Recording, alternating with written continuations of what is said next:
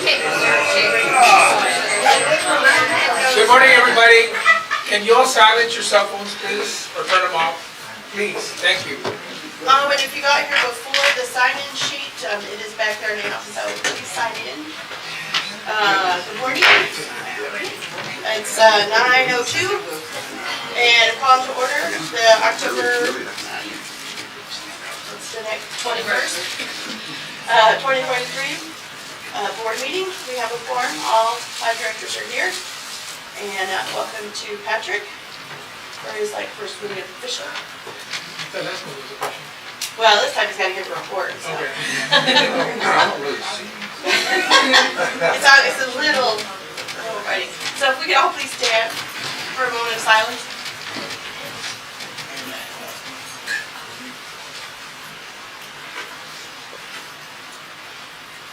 Let's all remember Israel today.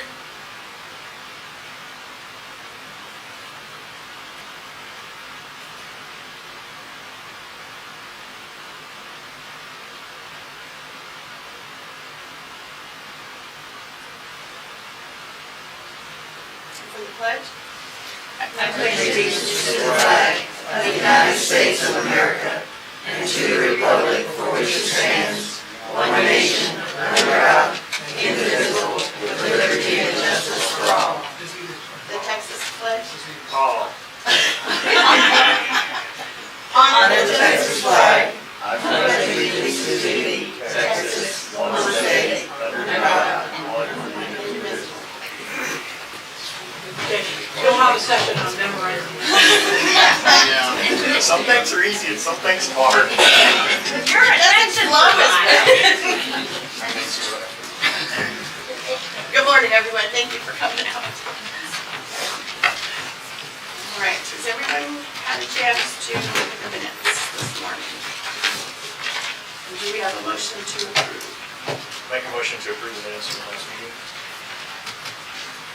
I'll second. All in favor? Unanimous. Secretary's report. Well, I've been told our financials are in horrible shape, and Patrick's going to eat something. Secretary. Oh, Secretary. sorry, I'm their treasurer. It is working. Yes, sir. Testing? Yeah. It's working.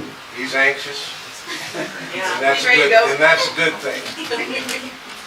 The only thing that I would mention today is that we received an email from Maria Perkins identifying that we had not properly followed the procedure for raising the assessment, and we took note of that, and I guess without commenting on that particular subject any further, we'll deal with that later, but we were, I can say I was grateful to her for identifying that to us, and we have since corrected it. We'll be moving forward otherwise. Thank you, Johnny. Treasurer's report. Anyway, so I've been told our financials are in dire state and pretty much are mostly useless, so I'll refer the treasurer's report to Patrick's presentation on our financials and his plans for said financials. The end. Thank you. Now it's the general manager's report. What have you got for us? Look how much more excited everybody is. So, just basically what I've been working on since I've been here, and this is the end of my 8th week. So, really been in a big process of discovery on these points. You know, units and real estate, our computer network, Wi-Fi and phones, internal, external communication, several member disputes, purchasing, financials and efficiency, insurance, property and medical, senior staff and all employees, and committees. Basically what's made up my time in the first 8 weeks. So I can honestly say that they're all. I've been, putting in plans to make everything better, especially with communication. The financials are meant to be discussed, I think, at another point. Should I do that at another point, or We could do that down the line? But yes, it has been a whirlwind of 8 weeks. Thank you. Do you have anything else? I do not. Committee reports. Airport. Anybody here for the airport?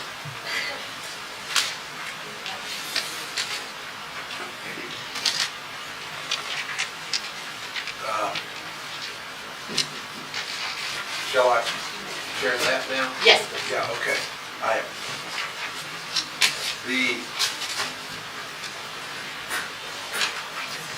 airport committee provided a report.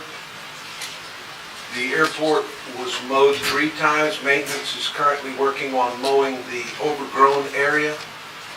There are holes from animals and fire ants that will be filled and treated this month. There were 3 member guests that flew in this month. 2 were one-day trips, 1 was a several-day trip. We had an incident with 1 member guest, which led us to seek board action through the general manager. I don't know what that was, but I'm sorry, was it the airport? Yeah, I have the information. Should I do? What happened? Well, I mean, it's the same issue. It was one of the pilots that flew in really low over the community and then landed at the airport, not obeying the regulations of the airport. So there's a letter that I have for review. Basically, he's actually a guest of a FRM member, and the letter is restricting him from landing here anymore. Would we restrict someone from landing here? I mean, He's just not obeying safety protocols. oh, okay. And is this temporary or just? Permanent. Is it temporary or Permanent, ever? forever.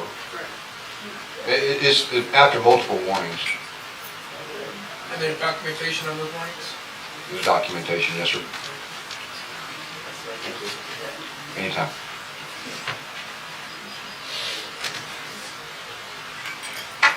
Architecture.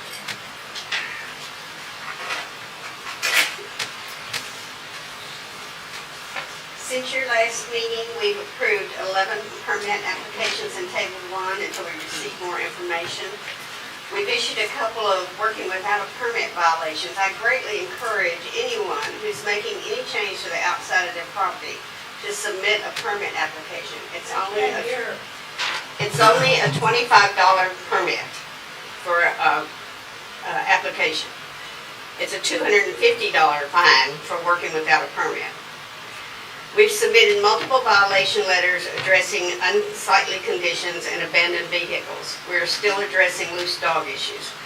You must keep your dogs contained behind a fence or wall or on a leash. And if anybody sees any dogs running loose, please send us a complaint to the architect committee and we will look into it. Security first, correct? If security Yeah. don't do anything.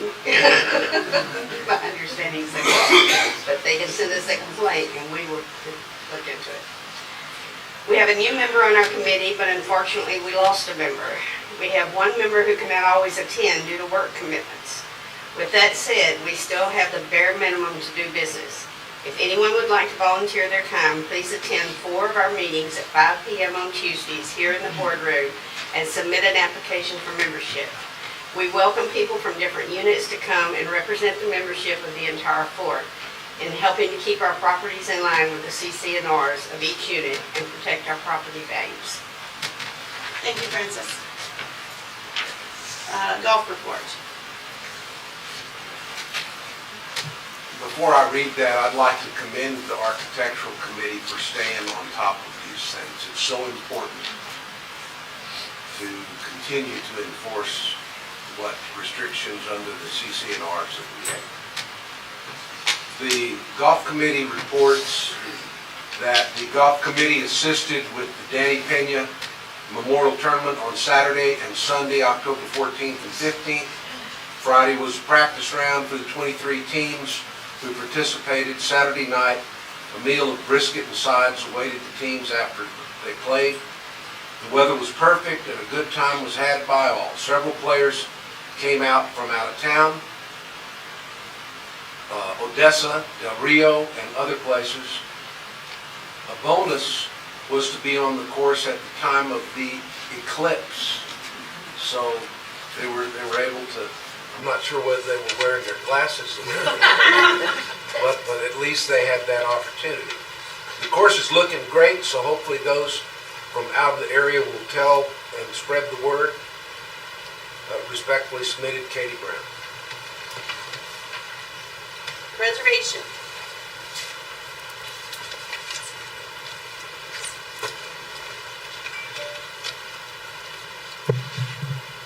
Good morning.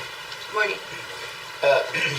This is the Preservation Committee report for October.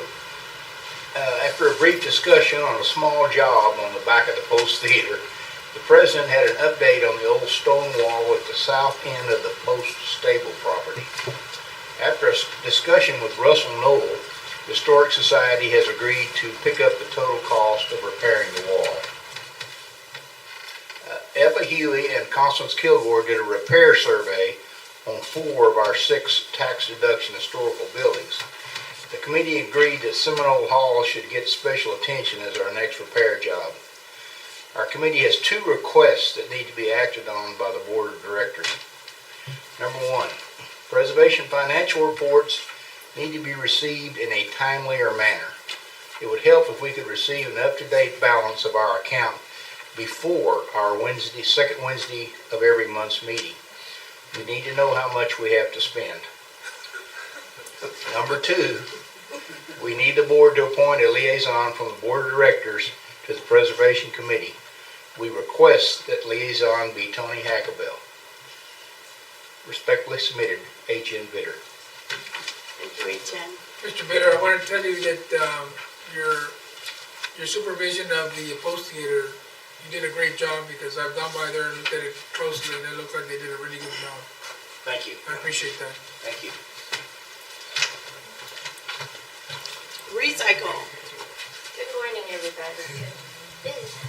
This makes me upset because I can't talk to everybody. In placement of the microphone.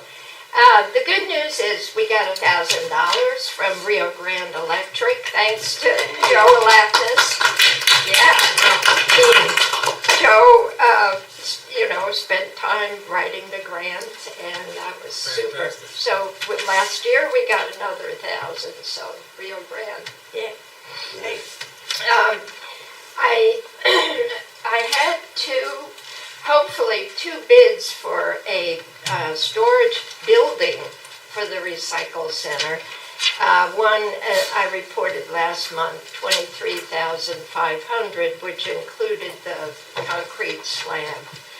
The second man, this is too amazing. The second man came, all enthusiastic, measuring everything, no bid. I had multiple phone calls, multiple texts. I never got anything back from him. So that's all I have is that one building bid. I went to TexasCarports.com and I had a great conversation with this, I guess he's the salesperson. And all the things, size-wise, it's a carport that's completely enclosed with a roll-up door, which is just like what we have at the recycle center. So that would cost $8,400. But put it on dirt. It does have mobile home anchors that stick into the ground. I guess they're 4 feet deep. And it's he says it works. So I prefer a concrete slab. Mainly because you put the cardboard down on dirt. Okay, we could put bleachy in there because we have a bunch of it in the field. But But, you know, with the weight, I should think, even with it's gonna, the weight of the forklift, and the weight rails down 600 to 1,000 pounds. So it's, pardon my terrible allergies today. The weight of that forklift and bales really push down the caliche, I think, and so I'd love to get a concrete slab before we put down the carport. I don't have a bid. The last time I heard from the first man, they was talking about 7,500 for a concrete slab. So I need another bid. So if anybody knows anybody who does concrete slabs, I'd love to get the phone number. So that's kind of now. I'm hoping I could bid in Cola Grant. Hopefully I'll find out something November 15th, which is just next month. So maybe I'll get some more money. I asked for 15,000. Awesome. Elena, this one is 84, last month's bid was how much? Well, the building and the cement, slab and the cement. was 23.5. And you have how much in the bank Right now? now, we have the donations, 5,000. We got Joe's 1,000, that's 6. And then I have 2,000 on our account. You have 8,000, towards the 23? Yeah. Okay. Or if you want to do a slab plus the cardboard, it'd be about 17, I guess. I don't know, I'm not sure what concrete slabs would cost right now. They got everything else. Yeah. So, but I put in for 15 grand, so we'll see.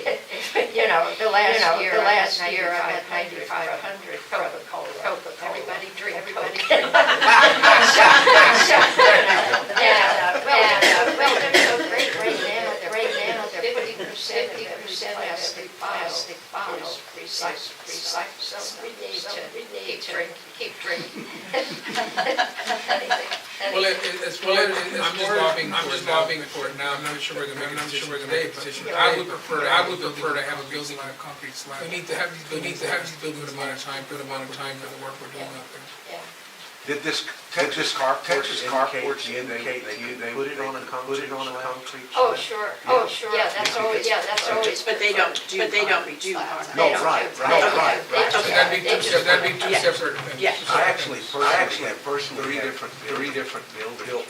Built not by TexasCarports.com, but the same style and materials of this building, and they've all survived.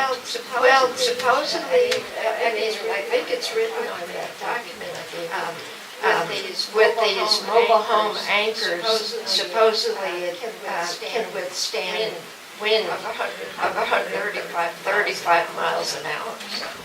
Well, they We'll have bigger problems than 100. I don't know. But it can be set on a concrete slab. Right, there's asphalt. And we do have lots of caliche out there that we could perhaps lower the price of the concrete slabs that they use. Some of our mix caliche in with. Yeah, you'd have to have a foundation. Yeah, and right now, we got a couple of mesquite, we got a little bit of an incline, so first things first is the place has to be leveled. Yeah. So, no matter where my goal is to put the building in back of the recycle center. And there's a little incline there, plus a handful of baby mesquite bushes, so it needs leveling, so, before we could do anything. Yeah. Okay. So, that's the issue. Well, Thank keep up the good work, thank you. Thank you. Can I just add that we had a concrete slab put in here by Freddie. Have you spoken with him? I don't know what Freddie. The builder? He's Freddie Martinez. Thank you. Oh, I need his phone number. And it was a fraction of what some of the other people wanted. And I had a motorhome on, a camper on it, a van. Okay. So it's ready. I mean, it would be Yeah. worth talking to us. Do you have his phone number? Can you guys do that? Sending it to you. Okay, thank you. We do that, we need to move on, sorry. Yeah. Las Moras Restoration Project. I have a committee report. Except for some touch-up work on one ladder, the ladder repairs and installation are completed, as is construction of the grate underneath the pump. The only work remaining to be done by LMRC is addition of a sidewalk to connect the disabled bridge to the sidewalk along the side of the pool, as per the alteration form request made to the board previously. And number two, repair to a few of the picnic tables. A grant request was approved for $5,000 to cover the cost of solar, dark sky compatible lights for the 1939 pool light poles. Unfortunately, although we now have the money, we still haven't identified the optimal lights to buy. Chris Hayden. I'm helping him with that, with sourcing the lights. Also, what he did mention is down at the end of the sidewalk next to the spillway coming in to the pool, they will also put a rounded ramp so that a wheelchair can go all the way around the pool, because that's the last place that has a step. So when they do the handicap, they're gonna put one there too, so somebody can get all the way around. Great.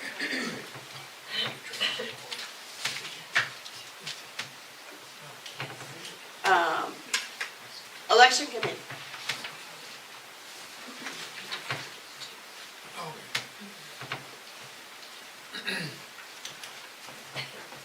Okay, we met, three of us anyway, two were out of town. We met to do the election cycle dates, and we completed that, and I have that for everybody here. In addition to that, we've completed the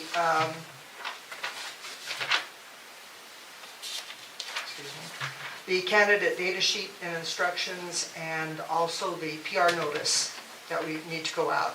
We've set October 27th for making the candidate data sheets available. And so they'll have lots of time to decide whether they want to run for the board or not. We are trying to develop a list of possibilities. If anyone here or anyone there has a list of people that they would like us to communicate with to try and maybe discuss running for the board. I'm there to tell them what it involves to be on the board. Please send it to me or anybody else on the committee. Also, to let everybody know ahead of time, the election committee is purely objective. We would appreciate it if you did not ask anybody on the election committee to put a sign in their yard or that type of thing, because we just want to be involved in the election and don't want to be accused of favoring any candidate over another. And I only bring that up because in the past that has happened. Okay? Would that include employees? As far as what? No, you're just talking about the committee itself. No, that people, that employees would, it's, in the past, employees have put signs in favor of one board member over the other. That's the employee, if they're a member, we cannot interfere with that. We're only talking about the committee itself, the five of us on the committee. Our monitor is Tony, and we'll keep you advised of our meetings, but when we really need you to monitor is on the day that we post all the ballots and get them out. Who are the five members? The five members are me, and Barbara McFadden, Francis Bitter, Carol Hayter, and Pat Stephenson. And that was an agreement by the committee? That was a... Yes, Okay. yes. We, last year it came up again, it hadn't for a while, but last year it came up again that a couple of members were asked to post signs in there, so we discussed it and decided that we would want a perfectly clean That makes sense. election. And the reason I brought up the employees, because in past elections, things can go, Patrick, we cannot stop it, probably should not stop an employee from putting a sign for anybody. I know that if I run, I would not ask an employee to put a sign on their property. I would not encourage it. I mean, they can do whatever they want, but it could cause friction. So it's something to consider. I'm not saying don't do it, but be cautious. The election committee doesn't have the authority to That's tell, why I'm mentioning it to him. other than ourselves, what to do. But, I mean, that's a good point. It has come up, you're correct, Memo, it has come up in the past. But when I was running for the board, or when I was appointed to the board, I did not ask any candidate. I didn't accept any signs in my yard at all for that type of thing. And we don't attend the little group meetings if they come up. Now, But that's just us. Yeah. You guys, I think that Patrick would have to decide what to do with his own employees. This is the first conversation I've had about this, so really it's, member, which comes first, right? Sir? Being a member or being an employee? I mean, that's the first question that comes to my mind. Well, no, that's what I'm saying. I'm not saying not to say no, but I would discourage it. And if I run, I'm not gonna ask an employee to put a sign on their yard. So maybe no one will take a sign, one of my signs, so who knows? Noted. And Patrick, note to you, I will need to meet with you, or some of us will need to meet with you because we're gonna need help from the administration. We have to have the ballots printed, the envelopes printed, arrangements with the post office, a check cut for pre-postage, and arranging for trays, mailing trays for the day. And I'll sit down with you and give you a whole list of stuff that we need. Sounds great. Okay, thank you. Any questions? No. All right. Thank you very much. Oh, you're welcome. We haven't set the date for the next meeting yet. We're waiting until everybody's back in town. But we won't be meeting that often, but I will, or somebody, probably me, will be present every board meeting to give you progress or answer questions. So now I'm just going to give you, I didn't punch holes. I don't know how you store your stuff. I had a whole bunch of back here, we're good. I was wondering where that went when I went in to make copies the other day. No, it just brought it in here this morning. Well, there's two staples in it. One staples all of them together. The other one just staples the dates. Do you have a deadline when the applications need to be put in? Sure. I can go ahead and give that, but I didn't know if you wanted me to take time to go through this. Just October 27th, the data sheets will be available.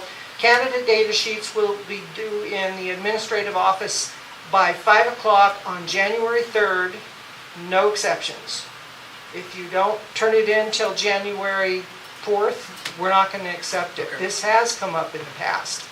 And so yes, and then other dates, the 60-day before the state date of record for property owner membership is January 31st.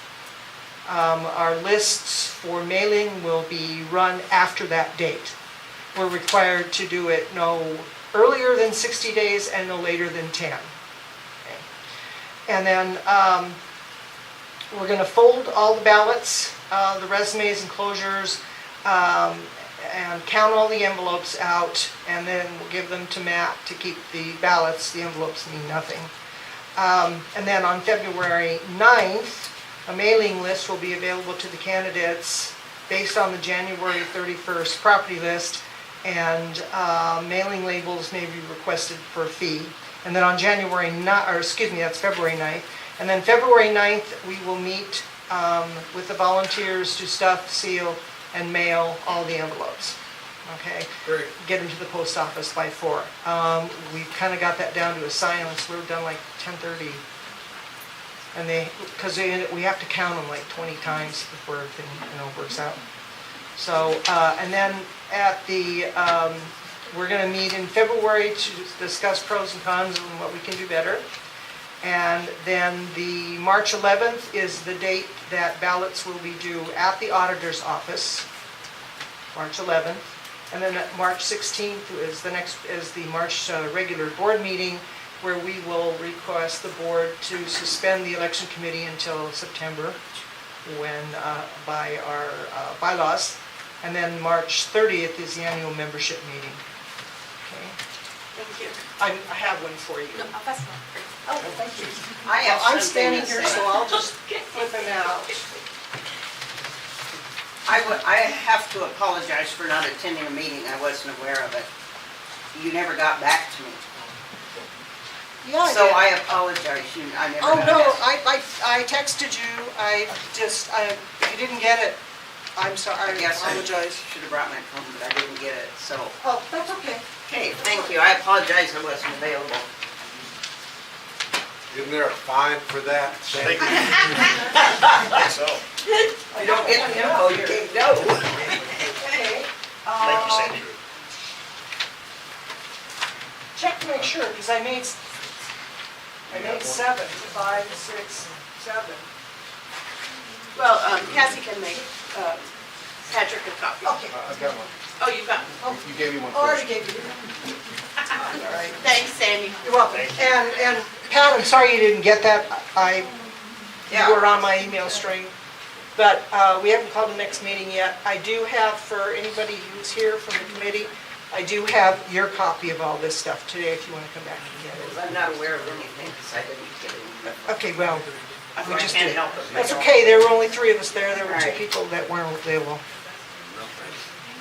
right, thank you. Community council, do we have a report?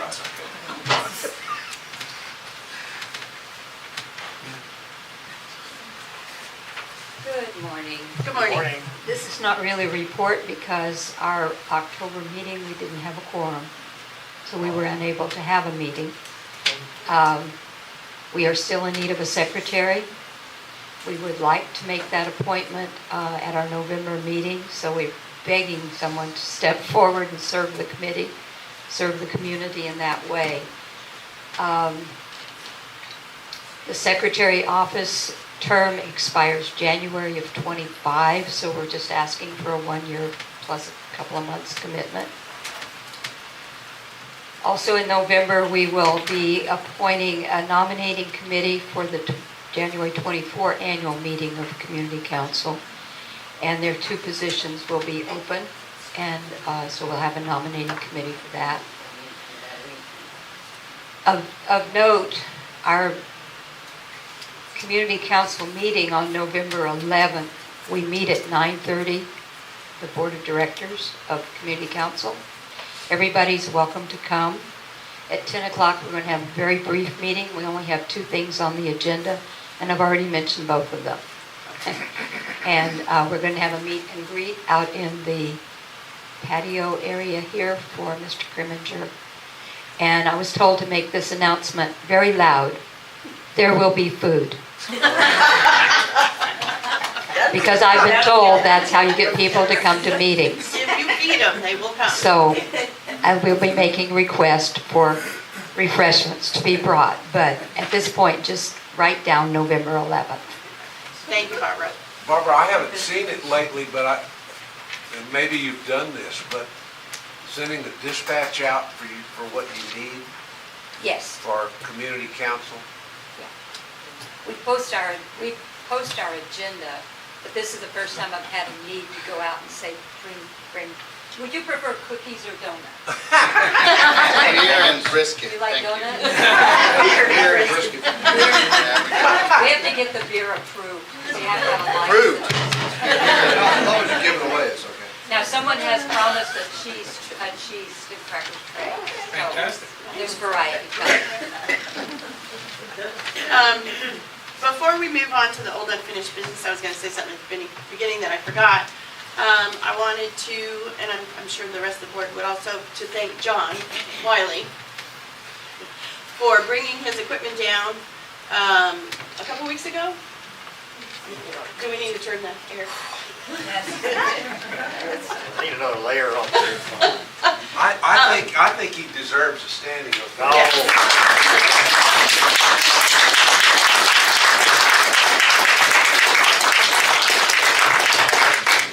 He brought his equipment down and cleared about 3 miles worth of trails. I don't know. You got all the parts I care about, so even the parts he said he wasn't gonna do, it was done. And I was like, I wow, was it's guessing not in 3 here. miles, but Mr. Griswold thinks it's more than More that. than that. They cleaned out all the way back, if people haven't been back there, from the golf course, from the pro shop. They've cleaned out in front of the creek there in the pro shop, and then all the way back to the Red Bridge. And the trail that goes behind that comes all the way back around. And then also across Scales Road, cleared that out. And there was plenty of down trees. And then he did a bunch of work on him and his guys did a bunch of work on the golf course with some dead trees. So, thank you. Welcome. And I know he hates that I did that. All right, unfinished business. Health insurance. Now, I see that, Patrick, you had extra stuff. I do. You want me to start? Yeah, do you want to start? So there's a couple of things with our health insurance that I don't know if everybody knows, but, so we have about 60 employees here, and including myself, there's only about 8 of us that are currently taking advantage of the insurance. Because of that, it increases our rates, right? So, a couple of points. So I've talked with our broker, and I've talked with another broker just to get a second opinion about certain things. One issue is affordability. So when it comes to, you know, the laws that define a company when they have to offer insurance, it also has to be affordable. And what that means is you take your lowest paid employee and determine if they meet a certain threshold, meaning they can only be out of pocket so much. So here's about $10 an hour. So they can only be out of pocket by about $1,079 a year, right? Well, with the current offer, you know, it's more like $2,000. So right now the company is covered 70%. In order to be affordable, we had to cover 77%. There's that, right? Now, you know, when I talked to our current broker about that, he said that question had never been asked. However, that's really his job to bring up, right, as a broker, right? That's you know, so that being said, because of that, the policies that are being offered, like, are, you know, not very valuable. Like, for me personally, I'll never meet a $6,000 deductible, right? So I'll be out of pocket forever. However, on the second page, which has been passed out to some people, there's another choice. So, it's called ICRA. So basically what this means is the company can agree to reimburse an employee at a certain threshold determined by the company. So meaning, and then we could shop the open market for our own insurance packages, right? Now we could do this with absolutely no additional net effect to the association and provide a much better insurance for the employees, right? But there are some changes. So the way this works is, so if it's, let's just take me for example. So I would sign up for this insurance, I would pay the premiums, and then I would bring my receipt to accounting. They would reimburse me in like paying an invoice, like paying for paper products. That expense would go back to the same medical insurance line that exists in our financials and be treated no different. And it would be treated no different from a taxation standpoint for an employee. You could not put this in their payroll, right? Because then you would inflate their taxes, right? But this is not that. So this is a bona fide way to do that. So you could stay within the same 70%. Now it's going to depend upon the plans that they choose. So for, you know, in this situation, I'd be willing to take on the responsibility of paying for myself because now I can get a $1,500 deductible. Okay, instead of a $6,000 deductible for, you know, $40 more, right? And, you know, and generic medication for free, right? So, but you have the whole market, and we've got 8 people, right? So we could do this with this insurance plan, vote it forward the way it is right now, that starts on November 1st. He will come and make a presentation to the employees where he will explain this process that they can choose. Now it's going to be different for lots of people because this isn't the same old, right? I mean, this isn't just a company saying, here's your insurance package. You know, we can help them and educate them how to make a much better choice for them and their families if that's necessary, which we will do. But once again, it'll be no further net impact in the association. And the employees can have a much better insurance package. It's just a modern approach to it, and also it's kind of nice to have the entire open market to choose from. Then whatever is important about that benefit to an employee, because as you know, there's different points of insurance. You know, they can choose the package that most suits them. You know, and pre-existing conditions qualify, all that stuff qualifies. So I mean, it is a win-win, but it does mean they have to pay their own premiums. Right, the transaction itself has to come from the employee, and they would have to bring that every single month that premium is paid in order to continue to get the reimbursement. Or if they pay it all up front, they can do that too, right? But it is a difference, but for me, it's better insurance. You know, I mean, with the insurance package on the first page, I'm gonna be paying out of pocket all the time. I mean, I'm gonna be paying my 30%, then I'm gonna be paying the doctor because I'm not gonna get the deductible. It's not. So I mean, it's just what I see. But it's there. I mean, it's just different. So to clarify the pre-existing, because normally if you self-insure, there's pre-existing where you can't. If you're diabetic, they won't cover you for the first year, but this is considered like through the business. This is no change to that. I mean, No because change you're to still, you know, if they're insured now, then it shouldn't be pre-existing conditions, right? I don't know, I just know with companies, there's never, anytime you go to work for a company beyond the 90 days, there's no pre-existing condition clause. To my knowledge, it's not going to affect that. But but once again, if they want to stay with the same package, this is through the same broker that we currently have. Okay. Right. So while we are switching providers, but that shouldn't affect any pre-existing. It shouldn't be any pre-existing condition for the employees who already have insurance. Okay. So it is from the same broker. I didn't catch that. It's the second tab. You got. So I did a lot of research. And will they be able to go to, again, the doctors of their choice and hospitals? Well, that's going to be dependent upon if they choose a PPO or HMO. But once again, they have the open. That's what I mean by if that's important to them. That's that would be one of the things they're looking for in the open market. Right. So they'll basically buy their own plan. Gotcha. If we choose to do like the plan, the best plan that's offered is $600 a month in total. $89 from the employee, the rest from the association. That's how it stands today. Right. That's what we do today.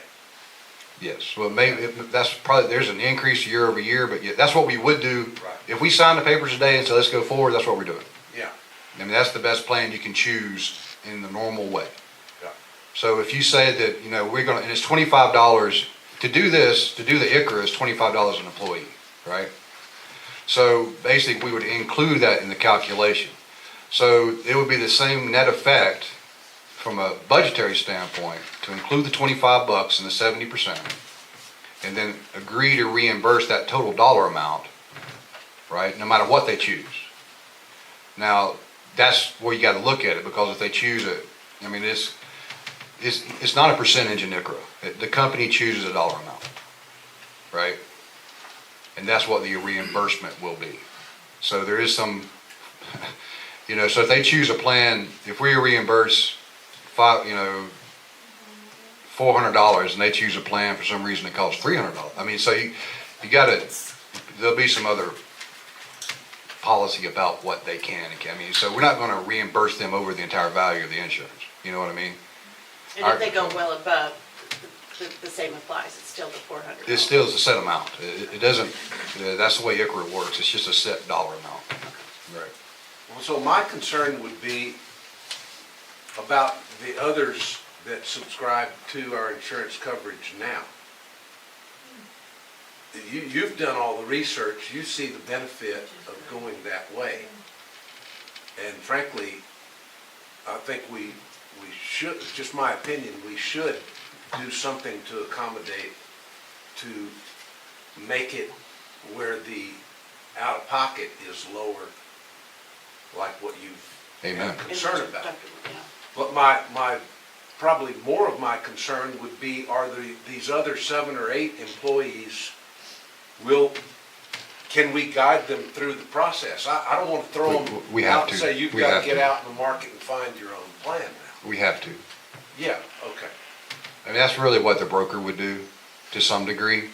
I'm not sure how far he'll go into the open market because he is, I mean, but. Well, he's trying to make money. Right. This isn't the best, I mean, this, you know, I think he would make less money with this, but it's better for the people, it's better for us. So I don't know about that part of it, but I can certainly guide them through it. I mean, there's not that many people. That's their biggest issue is because there's not that many people. Yeah, right. Now, this may become popular, I don't know. But I'm just saying that right now, that's our biggest obstacle is the fact that we don't have 50%. Well, don't we have to offer this to all of the employees? They do, and they decline. They decline, And, yeah. They have to decline on a written decline.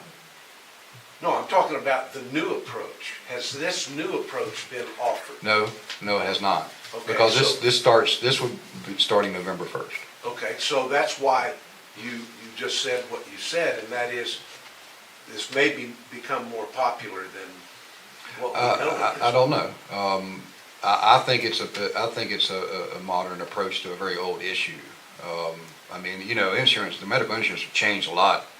You know, I mean, this wouldn't have been available 50 years ago. Right. So, Me said that, you know, this would be not much different than what we're doing now in terms of cost of Financials, that's correct, association. yeah. But how does that go if a lot more people jump on board? well, that would increase, Yeah, right. right? But yeah, I guess this is so. I mean, you're still taking care of your people, right? I mean, right now it may or may not. I don't know. That's purely conjecture on my part whether if more people get aboard with this or not. You know, personally, insurance has always been important to me. So right now, it's just that's the issue. If the number increases, so would that. I mean, you know, so would the cost. I mean, how would this go with, you know, low-income people can go to the government marketplace and get premium tax credits and get most of their insurance covered through the marketplace? They can, except, well, so if you work for a company that offers insurance You gotta take it. and you decline it, Can't go to the marketplace. well, you can go to .gov. Theoretically, it's not supposed to be free. And the check and balance of that is the labor board or the labor union or whatever that labor thing is and the IRS. And no insurance broker that I've talked to has ever heard of anybody came after because of that. All right. So I mean, it's supposed to be like those programs aren't meant for people who work for a company that provide insurance. They're not. But it is what it is. So,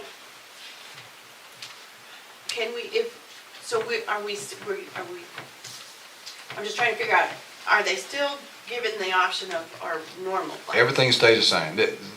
What I'm talking about is part of that same plan. Another option. It's just another option.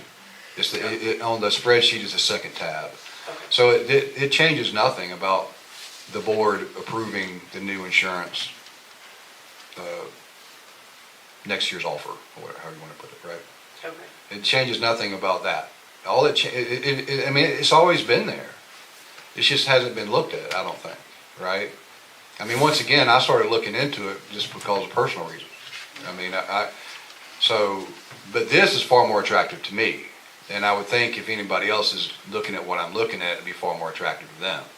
But once again, there is an element of personal responsibility here that would not be present in the old way. You know, the company just paying the premium all the time. Yeah. Right. I mean, they do have to, that is different. And then not only that, you know, being able to determine what you want in a medical plan and then just searching the web to find it. And then the first, signing up for it and the application and all that stuff will be on the employee. So that's a big difference than just walking into a meeting saying, yeah, I want insurance and leaving. So this would start basically 10 days from now. Yeah. Do you have some idea of how much reimbursement we would do? It's not a percentage, it's a flat amount per Well, employee, regardless of their salary? The first thought would be just keep it the same as, if you take 70% of the $600, which is if you would choose that on that plan on the first tab, that's what you would choose. So you'd keep it at that. But once again, it almost like, we'd have to do some, meet with our folks and let them know what's going on and see if they're interested in it, right? And then, determine what our reimbursement would be. I don't know. It's a different approach. To me, just looking at it, it would be that would be no different net impact. Right, because it'd be the same. But if they choose a package that's less or more or whatever, if they choose a package that's less, that's when you have to be careful, that's all. Because I think the way this works is they're just one amount, right? You can't, once you lock in that amount, you're locked in. And what you do for one, you gotta do for all. So basically, we're looking at approving to continue with, We can go with another broker, another plan, which is, what I was going down the road to do, but we have to still provide insurance. And there's no way we're gonna get another carrier and everything in 11 days. right, So we can go forward with what we have here and then look at getting what we can get in the regular broker marketplace and switch at any time we want to. Right. We are not locked in Yeah. to staying with the current broker. And that's on the table too, and I have somebody I'm talking to, her name's Julie. okay. And are we gonna need to come back, though, before the first to approve whatever, if that amount? That's what we would need to decide. Okay. In order to, in order for them to use this, we'd have to determine an amount. Okay. But you won't know that until, Well, once again, it's, we always seem like we're under the time clock all the time, right? All the time. Yes. We got cut the blue wire. There's no blue wire. they're all green. Okay. And I'm not sure whether if that can be done as an email vote. I know we have previous, if we move ahead with this and then have to come up with, and you're saying we would stick in the same realm that we're in. Well, the vote, that thing is on the agenda is to approve the insurance, right? So that would need to be done. And then the amount would be, I guess, item A or B, Okay. Okay. We can vote on it today and then if we need to change our mind in 6 months or 3 months, we can. Okay.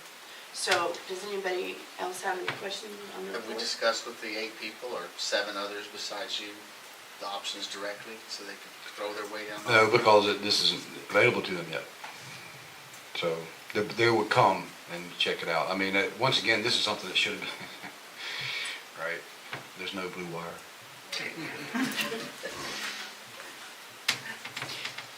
So did you have any other questions? We'll take a couple minutes if there's anybody that has any questions. Yes, ma'am? Who would take care of all of this? No, that'd be me, ma'am. You would. Yes, ma'am. My pleasure. It sounds sort of confusing. Well, It certainly it can sounds be. confusing, but the concept of what we're trying to accomplish is actually pretty simple, and it just is going to depend on Patrick coordinating with those individuals that want to take advantage of that new option. Well, so once again, this is existing, right? This could have been very well there Yeah, in years past and nobody looked at tab 2, right. okay? So, this very well could have been always there. Just nobody looked at it. Yeah, Okay. yeah. I understand. Well, so, it's not like we're approving, we would have to approve providing insurance. We have to do that, we're going to do that. The decision that the board needs to make today is whether to authorize you to explore and initiate that other option that you've described. What I would ask is let me set the amount, basically. Yeah. Let me set the amount based upon, my research and the necessary calculations. And I can certainly present all that transparently. But right now, it's just according to what I'll check with the broker. Once that amount is decided, I think it has to stay the same for that year. And I don't want to, I just need to look and see and make sure that is appropriate, that we don't, that there's no window of being able to be taken advantage of, right? You're talking about amount, meaning how much we're gonna pay, or is it gonna stay at 70%? Well, on ICRA, there's no percentage. There's no percentage in ICRA, so it's just a Yes, flat amount, Okay. right? So that's what, you Oh, know, that's the amount you're talking about. if we can say 70%, it'd be easy. Yeah. But he can base that amount off of what 70% is on the Yeah. other. So, I move we approve that option. A second. let's see, we're moving to just approve him to move forward with the health insurance, basically. Correct. With the extra option. Okay. Who seconded? I did. Okay. All in favor? Opposed? All unanimous. Okay, next. CPI, which was tabled. Stay. Let's discuss that when we talk about the email vote. Because we're not going to move forward with the CPI today for a vote on the assessments. I have a question. So, but we'll catch it when we get down into the email votes. Let's go to the email votes. First of all, we approved unanimously to have the trash truck moved from Del Rio to San Antonio. Del Rio had our trash truck and couldn't find the problem, and so we had it sent to San Antonio. So the cost for the services in Del Rio and all-inclusive, getting it to San Antonio, was $2,619.99, which was approved unanimously. Now, and we've just received the quote from San Antonio, and the amount sounds painful, but it's actually about $7,000 or $8,000 less than we expected, so. So the amount to fix the trash truck is, where'd it go? $12,515.09, which was also approved unanimously. Oh, so somebody's standing up back there. Next email vote was the golf course irrigation pump that went out. And we approved to install a new one and to rebuild the old one. Is that what we did? Yes. So that we have a spare, so we don't run into the problem we did this time with it going down and then we're dead in the water until, or I guess without water, on the golf course. So the total repair for that was $13,946 for the two. That was voted 4 yeses and 1, that was all voted. Excuse me. I didn't vote, was it me? Yes. Okay. We had a vote to engage Coggins to do the 22 and 23 audits with a 4 yes and a 1 no. And then we'll pick that up again. There's more to that, so we'll pick that up again in the agenda items. The next email vote was to rescind the assessment raise due to the posting not going out to the public for the actual on the agenda. Excuse me, allergies also.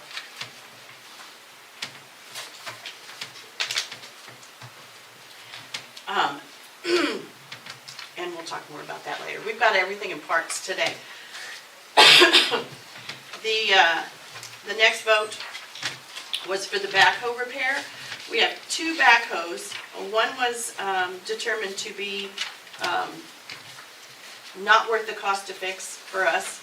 And the other one, to get it fixed, it's a piece of equipment, and John can speak to that if he wants to, that is vital to us and all the work with the brush and trash and everything else. So we approved 4 yes votes for $20,000 to repair the backhoe, and we are hoping to be able to sell the other backhoe for $7,000, $8,000. $7,000 to $8,000 to help offset that cost. And that is all we have, I think, on email posted. Was there anything we need to say anything on that? Ladies and gentlemen, regarding the backhoe, we've been paying rent on the backhoe for the last 2 months. That's averaging about $3,000 a month. So, That's about to come up again too. and what's unfortunate is this tractor's been out of commission for a long time. And it wasn't until recently that we got it back on track to get it fixed. And unfortunately, all of these are just, we're trying to catch up on neglect and lack of repair and maintenance on all of our equipment, unfortunately. Which occurred for a long time. Long Yes. time, yes. It didn't happen overnight, it's been going on for years, so. Yes. Decades, yes. So that, we'll go ahead and move into discussion action items. And the first one doesn't cost money. So, yay. The common property alteration form. If you guys looked at it online, there, I made one change on there that was in red, but it doesn't show up on here in the black and white. You know, the volunteers. Yes.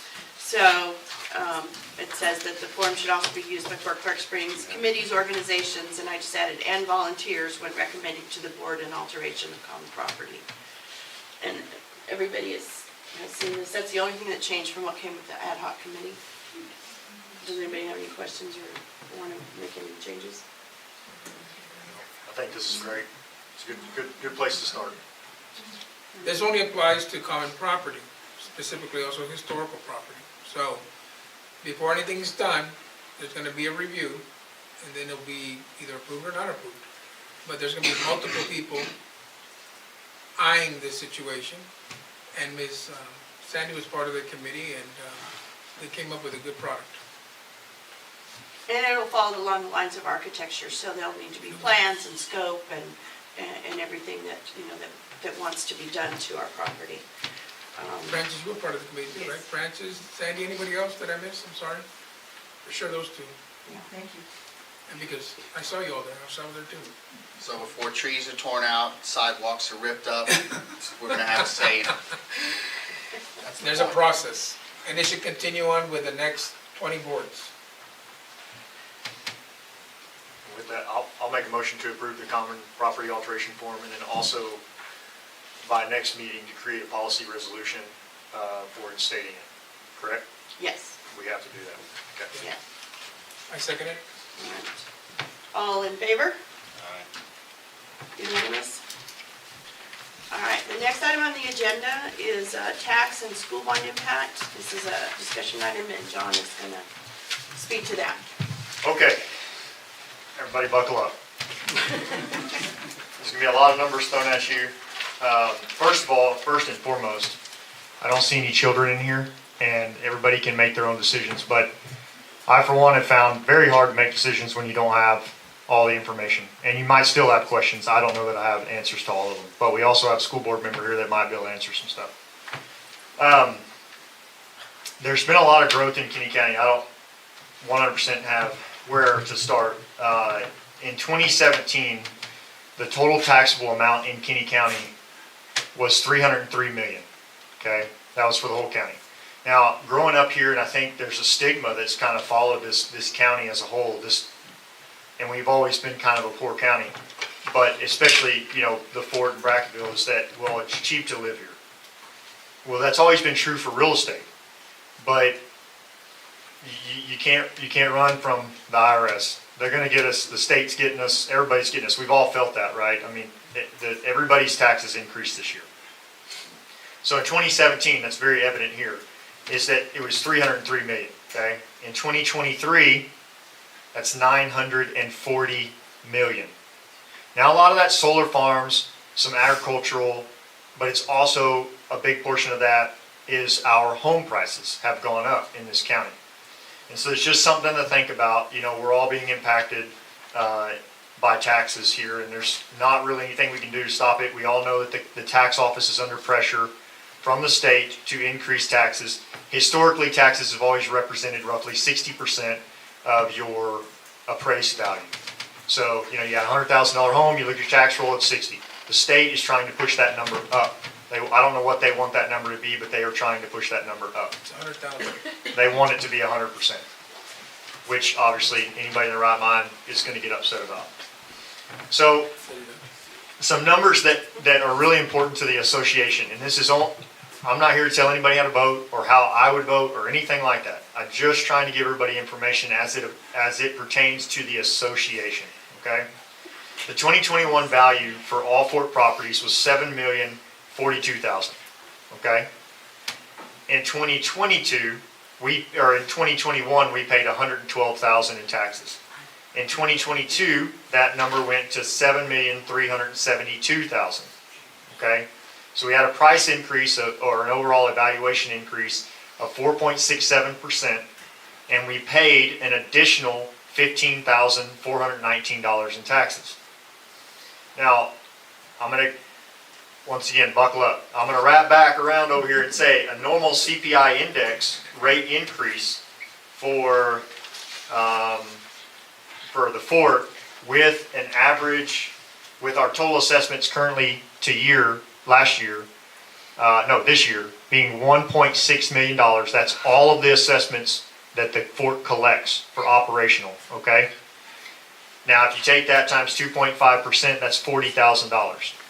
So in 2022, and was there a CPI index increase in 22?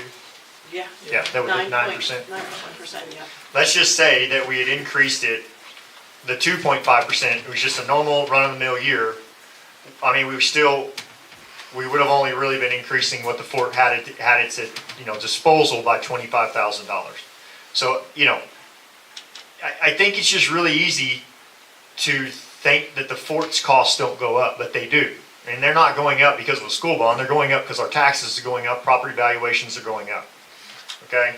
So in 2023, our tax evaluation went to $9,084,000.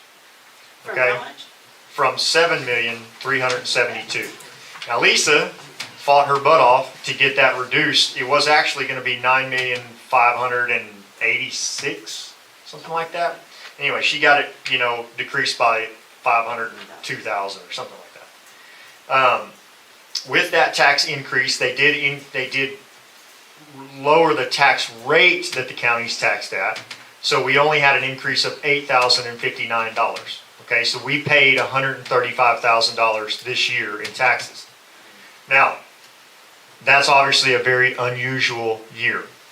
But what we can say is that on a normal, common year, is that the state, and you got to take in all these factors, that we can't run from the tax man anymore. For whatever reason, the state's trying to increase all the taxes. If they continue to try to climb everything to the 100%, then we'll just go off of what it increased 21-22, which was 4.67%. If we did that until 2024, our tax bill would be $154,000. Okay?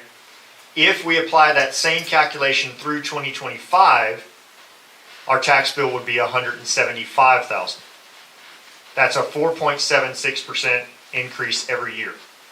And that does not include the INS rate that would be impacted if the bond passed. That would just be a potential for our taxes to increase, okay? We don't know whether that's going to happen. We only know up to 2023. But we do know that the state is trying to raise this to 100%. Okay, so that's how that impacts the membership. And it's not just the fort's holdings, it's also all your home values too, right? So in theory, our taxes are going to go up. Okay? Now, if we take the potential for the bond to pass, if we take what the financial people for AGCM are saying, it's your 100 times 0.334. So if you have 100,000, it's going to go up $340, right? And for example, in 2023, if the bond passed today, that would be an additional $30,340 to the association. So at a 2.5% CPI rate increase, that just a little bit, $12,000 25% more covers the INS rate, okay? Which is the amount that we have to pay every year for the bond for the next 30 years. Unless there was a significant amount of growth within the county, and then that would be distributed amongst all of that. So in theory, if there was 10 solar farms that came here, that 0.334 could significantly go down. If a bunch more residents came here and we had to build houses, that rate would go down. But there's a $3 million bill that has to be paid every single year by this county if the bond gets passed. That $3 million bill right now is going to be supported by what's here today.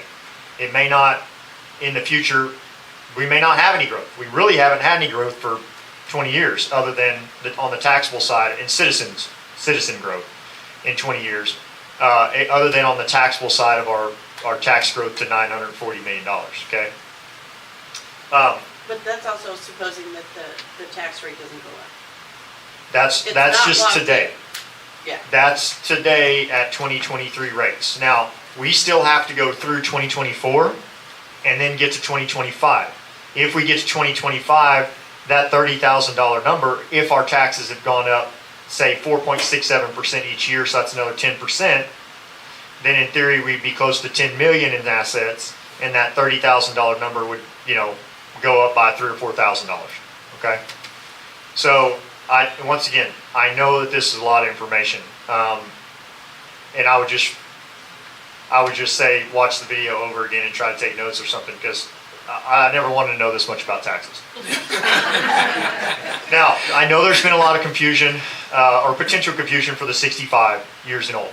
If you are 65 in 2025, then your taxes will freeze, okay? So if you don't turn 65 until, I don't know the exact date, maybe Linda might be able to speak to this, but if you turn 65 in January 1st on 2025, your taxes will, I don't know the exact date, but they would not be frozen. You have to make sure your age and birth date's right at the tax office, and then it will automatically update. Okay, but if you're 65 and older, it will freeze. Anything below that, you're subject to the rate increase for the INS. Okay, and I think that is it. And I'll take questions in a minute. Can I lump the property tax in with that? The property tax with the lawyer? Yes. Okay, so it's not all bad news. As far as like how we get impacted as a membership, how we've already been impacted by the tax assault, and then potential for a bond to pass. But I will go to law here. I spoke with a lawyer out of Bandera. He's a tax lawyer, and he was referred to us by Tillman Davis, which is another member of this community, grew up here, and he does taxes for a living as well, like argues taxes. I don't know what the proper term is for that. But section 23.18 of our property, of the tax code, and I had Chris review this, and he said that we 100% fall in line with what this code applies to, and hopefully, with some work, we can get our tax burden significantly reduced. We don't know that for a fact. It may go as far as the remedies are you ask for it to change. If the county says we're not going to change that, we don't agree, then it goes to, you have to file suit against the tax office, which the court should fully intend to do that if the tax office does not want to work with us. So I'll read this to you. It's kind of long. Section 23.18, property owned as by a nonprofit homeowners organization for the benefit of its members. Because many residential subdivisions are developed on the basis of a nonprofit corporation or association maintaining nominal ownership to properties such as swimming pools, parks, meeting halls, parking lots, tennis courts, or other similar property that is held for the use, benefit, and enjoyment of the members of the organization, that is nominally owned property is to be appraised and provided by this section on the basis of a nominal value to avoid double taxation of the property that would result from taxation on the basis of market value of both the property of the organization and the residential units or lots of the members of the organization, whose property values are enhanced by the right to use the organization's property. What that means is the houses on the fort are more expensive than the houses in town. The tax office doesn't set that rate. The buyers do. People who come here that buy houses here set the rate for the market. You can ask whatever you want for your house. It's only worth what somebody's willing to pay. And people are willing to pay more money on the fort than they are in town. The reason they're willing to pay that money is because there's trails, a swimming pool, a golf course, a security force. There's all these amenities that benefit you from being here. All property owned by an organization that qualifies as a nonprofit homeowners organization under this section is appraised at a nominal value as provided by this section if the property is held for the use, benefit, and enjoyment of all members of the organization equally. Each member of the organization owns an easement, license, or other non-revocable right for the use and enjoyment on an equal basis of all property held by the organization, even if the right is subject to a restriction imposed by instruments conveying the right or interest granting the easement is subject to the rule, regulation, or bylaw imposed by an organization, simply architectural committee for restraints,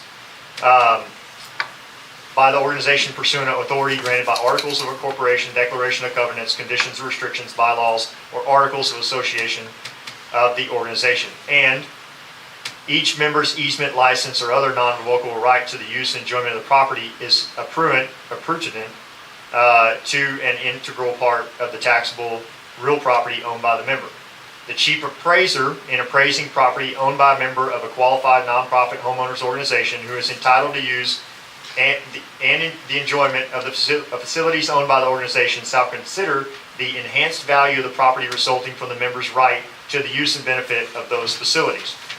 An organization qualifies as a nonprofit homeowners organization under this section if. Now, I personally spoke with the tax office about this specific law, and they told me that the fort has no amenities other than maybe trails. So I don't know how this is going to go, but it's why we're engaging a tax lawyer right off the bat, because obviously we're not going to get anywhere. I already had a conversation about this, and that was the response that I got. So, once again, an organization qualifies as a non-profit, and he said specifically, we are not a non-profit homeowners organization. We are not an HOA. It engages a residential real estate management. Our bylaws say we do. It organizes and operated to provide for the acquisition, construction, management, maintenance, and care of property nominally owned by the organization and held for the use, benefit, and enjoyment of its members. We do. 60% or more of the gross income of the organization consists of amounts received as membership fees or assessments. Owners of residences or residential lots within the area subject to the jurisdiction and assessment of the organization. We do. 90% or more of the expenditures of the organization is made for the purpose of acquiring, constructing, managing, maintaining, and caring for the property nominally held by the organization. We do. Each member owns an easement or license. You do. Net earnings of the organization do not inure or to the benefit of any member of the organization or individual other than by acquiring, constructing, or providing management, maintenance, and care of the organization's property, or by the rebate of excess membership dues, fees, or assessments. We don't. We don't apply the net earnings to anything other than the HOA, and it qualifies for taxation under Section 1301 of the Tax Reform Act 1976. We meet all the requirements of this law. This law passed 10 years ago. 10 years ago. So it's real simple calculation. You can go back 10 years from now and you can look at the tax law, how much we were being taxed as an association, and you could probably cut it down by 50%. We've been being overtaxed for 10 years. So the pool is taxed at $186,000 right now. Most HOA pools are taxed at like $1. Nominal means almost nothing. So the teen center, I believe, is taxed at $230,000. It should be $1. The adult center, while it's not open, it is still an amenity. We don't use it but let's just say it was in open and full operation right now, it should be taxed at $1. All the trails and the common property you have access to should be taxed at $1. And we get taxed at $9 million. So, like I said, my intent about just explaining the taxes and explaining the bond is not all bad. Everybody can make their own choices, but we do have a considerable mess here to clean up, and we will. This is not complicated. We'll get through the process. But I just wanted everybody to understand what I've come to understand, because a year ago I was sitting where y'all are sitting, and I've learned more about this organization, more about how it works than I ever thought that I would. And then with that, a lot of other things have changed. We're not insulated from the real world. This is the real world. Okay? Amazon ruined that, right? Google ruined that. You don't get a tire cheaper in Brackettville than you do anywhere else. Okay? You don't get a taco cheaper here. It's all the same. And real estate is really the only thing that we kind of had to hold on to, where you come here and for $100,000 you can buy a nice house. Those days are gone. I mean, they just are. And everybody felt that this year when your taxes went up 20, 30%. I know my taxes did. I pay $5,000 more a year in taxes now because of the tax rate change.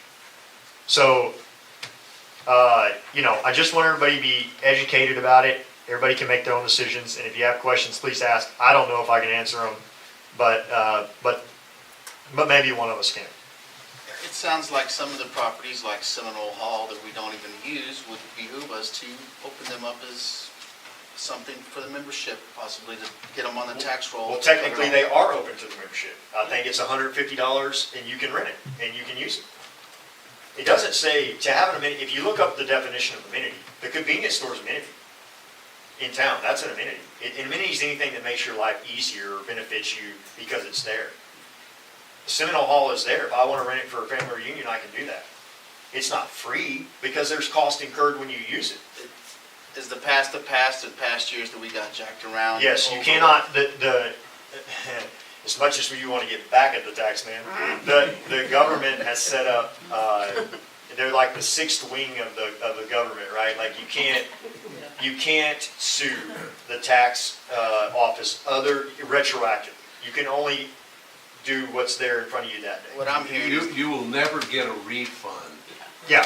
Now, they can come at you for 10 years ago, but we can't come at them for 10 years. Yeah, you can't retroactively go after What I'm hearing is there's not just one cookie monster, there's a lot of cookie monsters with their hands in the proverbial cookie jar. So it's not just one entity, it's everyone wants their cookies. Yeah. And they've got the hand out. And there's a lot of work, and I haven't even discussed this with anybody on the board. It's just a conversation I had with the lawyer yesterday. But there's a lot of work to be done. We may have to go through a replatting process in order to really, down to the nitty-gritty, carve out everything on common property that we want to carve out so that we can basically stick it in the tax office space and say, we can prove that this is all should be charged at nominal rate. You don't think we have enough documentation of that Oh, no. existence now? We do. For sure, I'm guessing after looking, Lisa's giving me like a list of everything and it's all public information, but all the list of everything, that we could probably hammer on right now. And I would say we should be able to drop our tax rate by $3 or $4 million minimum right now. And then potentially through replatting and some fighting, call it, we may be able to drop our tax rate by $5 million. I don't know. So, but there's a time frame in which to do that. And it's now. The time to do is How now. can you challenge the value of your taxes now?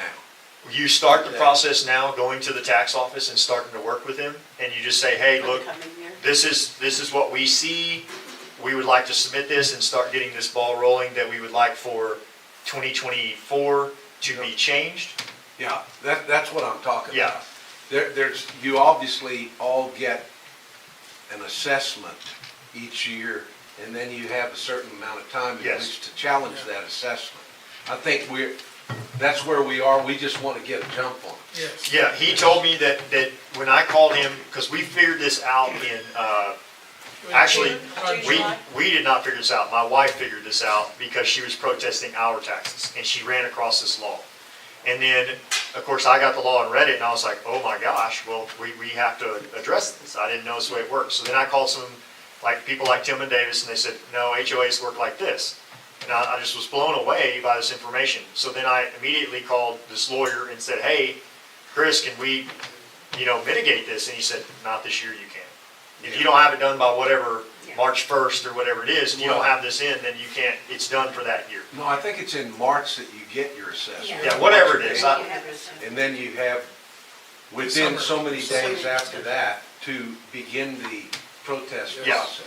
And so his advice to me was, hey, call me back in October, and I will start, because October 1st is when you can start going to the tax office and start proposing changes that you know were wrong from the previous year, Yeah. or whatever. And so that's why we're having this conversation now. And the tax office has already started looking at all the property. Yeah. They're visiting the property for the next couple of years. Yeah. Well, and not only did they tell you that, they told me the same thing when I was contesting, the valuation. Some of the stuff went up 1,200%, which is, absolutely ridiculous. And he pulled it up and said, no, that doesn't apply to you. I mean, we had the same conversation also when I pulled up told him about the tax thing, that he was not familiar with. 1 second, is there any other comments from the board before? John, how long ago was it that you talked to the appraiser? That was in April or May. Right before the deadline, yeah. Yeah, it we were was protesting. right before the deadline of signing. It was like a few days before signing the sheet, but you couldn't protest it at that time. Right. It was just, we were already down to the wire when we found this. It was too late. And then things were. So what do you believe to be the course of action for seeking the relief if the chief appraiser just says, nah, you don't qualify? I specifically asked Chris that question. I said, if the chief appraiser tells us, you can go pound sand, I'm not dealing with this, he said, then we'll have to take him to court, and that's what you have to do. That's what he specializes in, that's his job. Would there be no recourse? Well, if you go through the protest process, I think what you might be talking about is that at some point, if us and the chief appraiser do not agree, then a court will set a panel of individuals that would hear. Well, you do go through the mediation process Yeah. if you disagree with the chief appraiser. But he's saying, and he said that yesterday, he said at that point, we start going through the chain of command. Okay, all right. But Which is, first, we have to bring in the receipts, basically. We Yeah. have to specifically spell out what we feel is. right. Just before we go to questions out here, did we get all the historical stuff to them on time so that we get a deduction for the historical properties? Yeah. Patrick gave out a technology class to help out some people, members and such. Maybe we need how to contest your tax value. Okay? I think that'd be very valuable to a vast majority of the membership who's getting taxed heavily. Mr. Davis, Tillman Davis did make a comment to me. Like I said, I grew up with him, so we were kind of chit-chatting back and forth, and he's obviously very familiar with the fort. And he protests taxes for people for a living. And he said the problem is that 80% of people don't protest their taxes. If they did, I wouldn't have a job. So, that is the problem, is that people don't protest their taxes. I think most people don't understand that they can't even do that. They just go, oh, a bill, bye, thank you. Maybe, no. I think Bill had his. Just 2 points I was wondering, and John, you said it, that, Bill Herman, remember, that you were told by the tax office that we are not an HOA? Yes, but the funny thing is, yes, But isn't that the point of contention in this whole thing? Because if we were classified as an HOA, then we would use the minimum amount of money that we would be taxed. And since they said we are not, that's why we're in the boat we're in, I would think. And the other thing is, as far as the membership is concerned, is there, what four amenities are there? In other words, Well, we the already golf course, listed. let's say the golf course is an amenity, but you have to pay to play. That doesn't disqualify That it doesn't as. Well, that's what I'm asking. Yeah. Well, So that's what I John don't already think said that, we yeah. know here on the fort what is classified as an amenity. And that is something we can And- publish yeah. at some point, but right Yeah, now and we're that's just something to talking go about through. the. And I want tax. to point something out, because, and I think Tony would agree, and I know Mr. Hale would agree. Lawyers, some lawyers, spend their lives looking at words, and words only, okay? This does not say homeowners association. It says nonprofit homeowners organization. Okay, well, see, that's my point. So there's where you run into problems. Exactly, and what he heard was homeowners association. No, we are a homeowners organization, Nonprofit. nonprofit. So there's a, and to further that phone conversation, and I was trying to not be combative, why would you then protect your argument, or for the sake of saying, well, you don't have any amenities anyway? Well, we either are or we aren't. At that point, if you believe that, the amenities don't mean anything. So well, there's no argument to be had. So I'm not trying to cast the tax office in a bad light. I don't appreciate that. I don't appreciate, I would not be successful if my mind was shut to people having a different point of view or a different angle of looking at something. And so I don't appreciate that type of mentality or being treated like that. But we all make mistakes. Now, I don't know why this has been a mistake for 10 years, but we absolutely, and another lawyer's opinion is, and he called me Friday, I specifically requested that he call me Friday and give me, hey, I'm gonna stick my neck out here, am I gonna get it cut off or not? And he called me back and said, you're fine, you qualify for all of this. So, I mean, is the county intentionally being so obtuse? It's FCSA, not FCSO. Like, that's the name of the place. I mean, clearly, you know? well, I think there'd be two questions that you're asking, is that, do we qualify for this? I think the answer to that is absolutely yes. And then carve out our amenities. Because the hotel's not an amenity.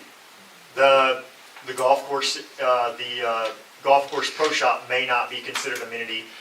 I don't really, that's an argument to be had. That would be a good point of an argument to have. The RV park, not an amenity, right? They are things that we show profit on every single month. Business. Right, but the golf course is an amenity.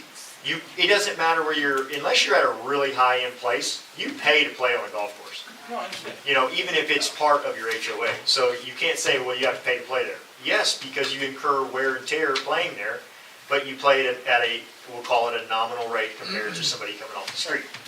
So the golf course is an amenity, pool's an amenity, the teen center's an amenity, the trails are an amenity. Right there, I've just listed off probably a couple $1 million worth of real estate. Right, and any building that the fort owns, which is rentable, is an amenity.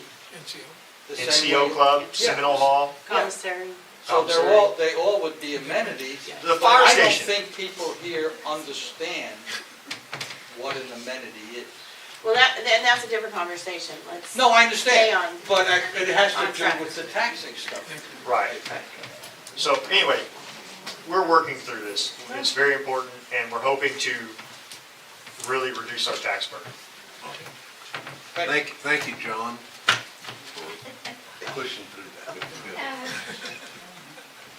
I used to work for a law firm that did defense work, so I'm thinking ahead because we're going to go to mediation, I'm sure.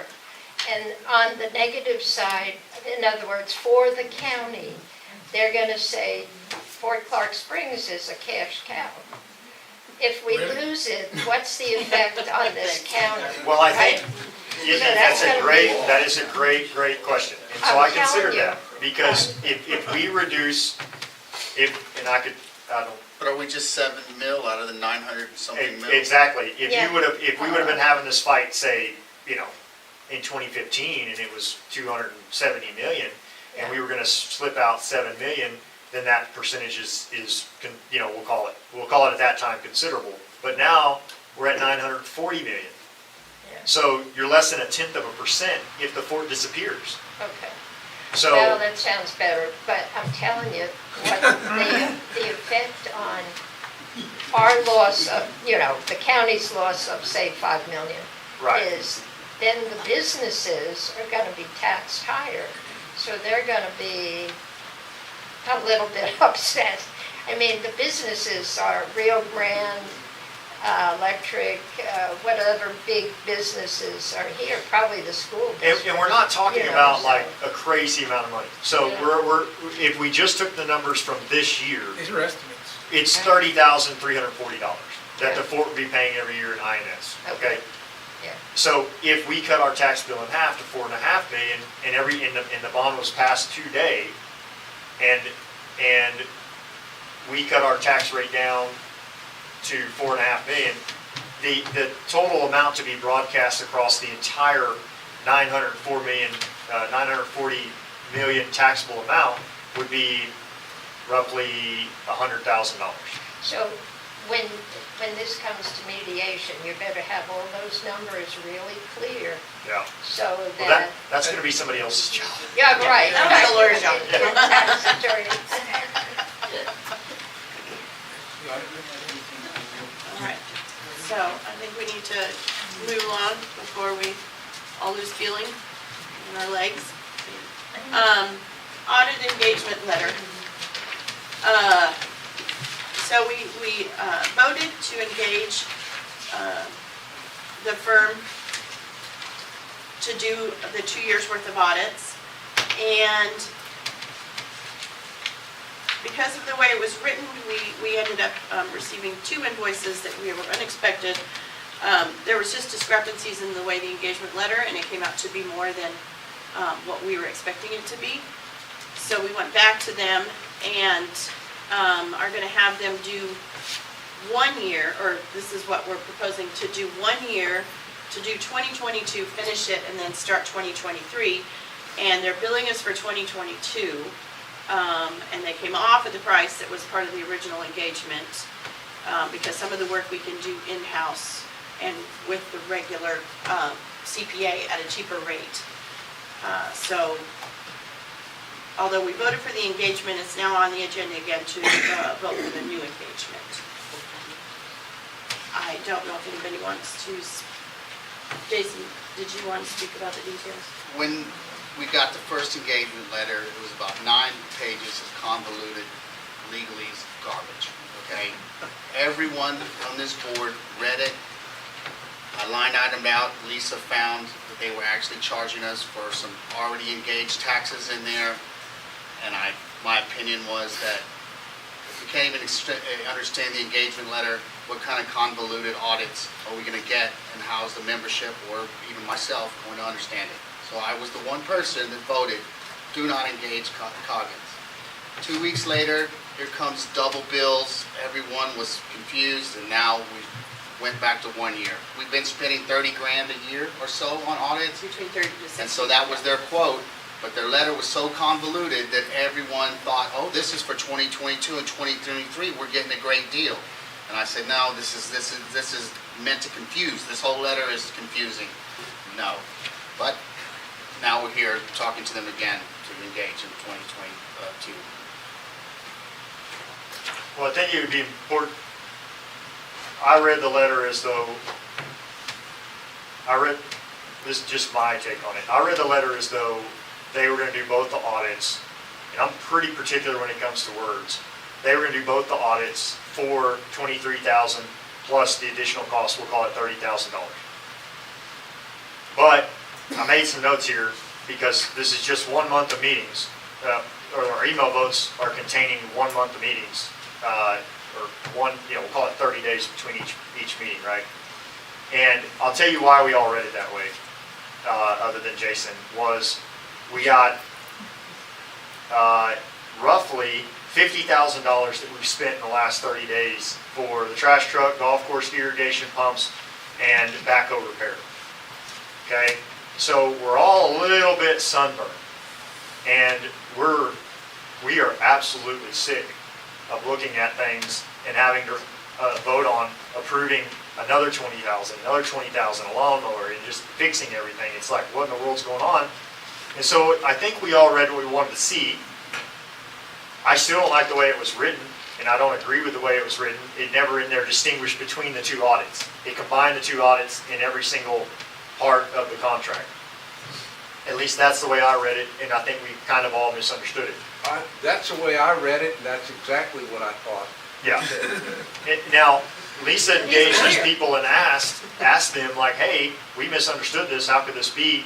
And their response was, we've really never come up with this problem, we've never had this problem before. And maybe that's because they asked the right questions and we didn't ask any, I don't know.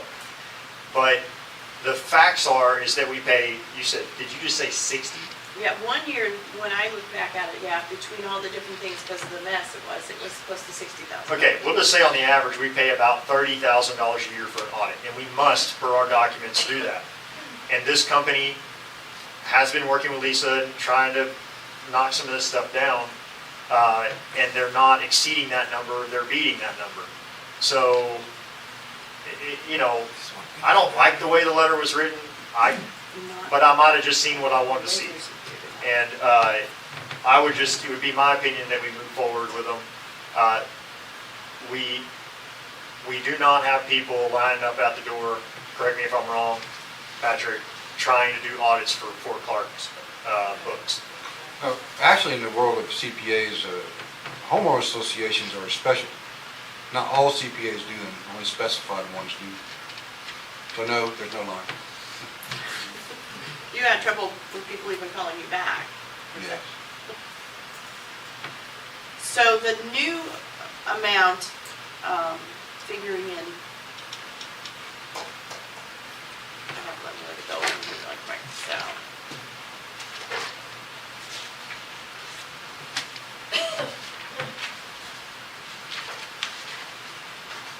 on the new one, it's 23,000 plus travel. And some of that we can even mitigate too. They put that in there for travel, but if we put them up at the hotel, they can't charge us for that. So it's 23,000 plus travel and adjusting uncollectible accounts. Excuse me, what year? For 2022. And then they'll do the same for 2023. But they understand our hesitancy. Like you said, they've never had this trouble with somebody before.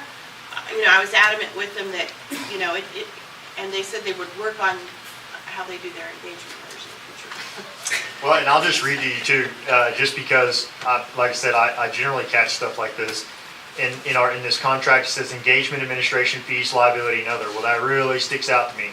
And it says our fees for the audit and other services will be $24,500, whatever, right? The number comes out to, well, it did come out to 30,000 or so. So if I was writing this and I wanted to be clear to my customer, I would have said our fees for each audit. Because at the beginning here, they're saying we're going to give you an audit for year 22 and 23. Yeah. Okay, so when you get to the engagement part of it, it should say each audit. But it says the audit, which to me was like, man, this is a good deal. Like, we're getting audits for 15,000. We just saved some money here, like, we don't all have to, go to the bar after this. But then, but then it came back in a different way. And honestly, I don't think that they generally put, the way this would work, correct me if I'm wrong, Tony, is Tony probably has a secretary, and this is a general form that they've been using for years. And he says, hey, put both those on there and send it out. But you get a mixing of terms.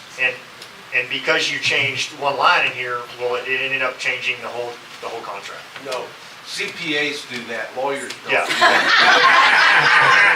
I mean, to me, this is like government bills. They put so much junk in there, you can't read it or understand it, and then you get hamstringed by some garbage that's on line 25, page 14 or something. Yeah. That's the idea. At least the audit. I do not believe it was. The amounts are, we have to approve it honestly. No, we just said CPAs apparently. So I I personally believe there wasn't anything nefarious, there wasn't anything, I mean, they wouldn't be in business if they were doing that constantly anyway. And I've worked with, our CPA is the father, has his business, and this is the son has his own business, because you can't have the same, you should not have the same firm doing your audit and your books, because then it's a conflict. So I believe that we should move forward with this. But father-son is some kind of loophole we're getting advantage of here. It's- Nepotism. That's rampant around Fort I Worth. know.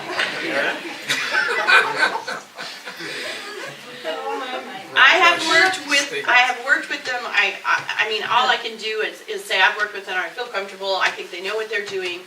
And I'll be the first to admit if I'm wrong, you know, anybody can be duplicitous and you cannot catch them.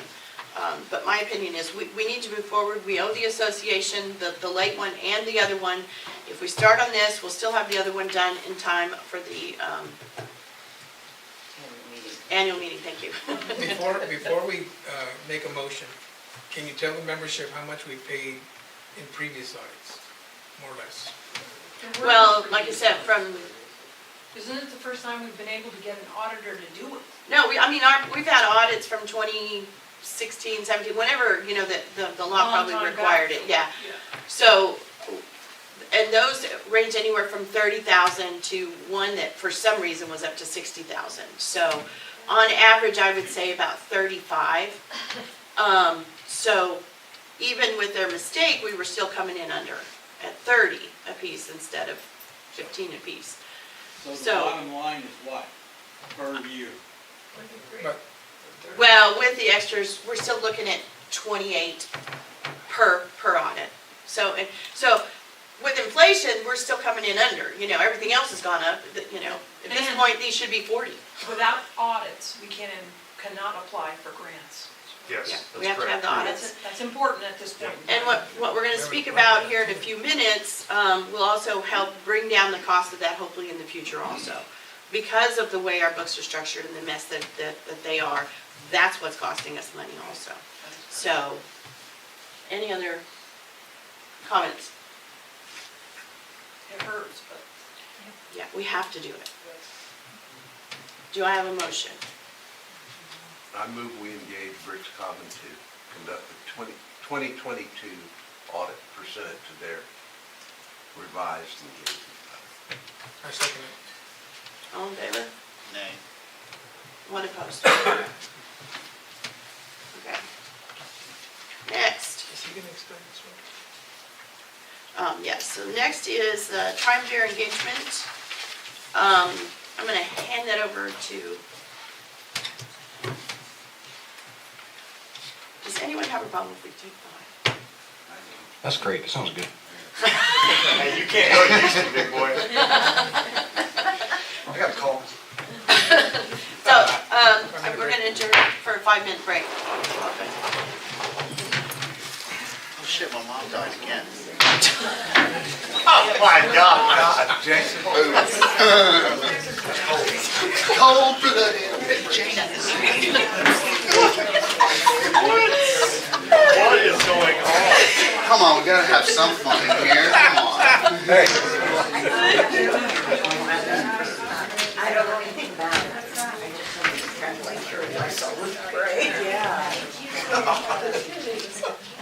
Say these texts.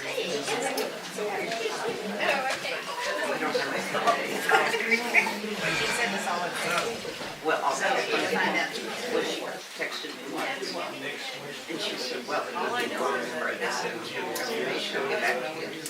That is the end. I did tell her this.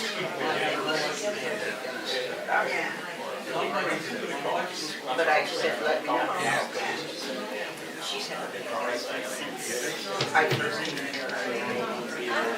asked some questions. Yeah. And I don't like the way the grudge. Remember the days when you just, okay, My dad take those is, notes. I can't wait to learn. And now I was out here this morning, it was dark, I was like, I hadn't thought about it. Like, I'm here, I don't care. I'm not mad at it. Yeah. I would like to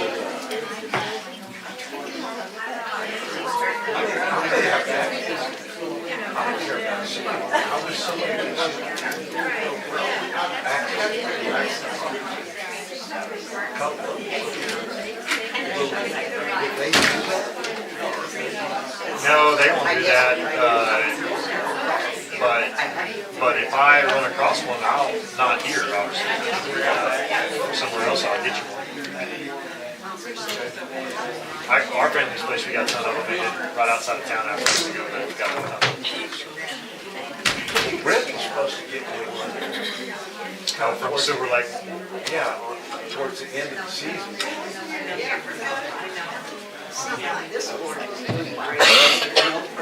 He couldn't make time to do it. Fast Freddy. Except I saw myself on Yes, so good. I know. a couple of days ago. I was trying not to do that.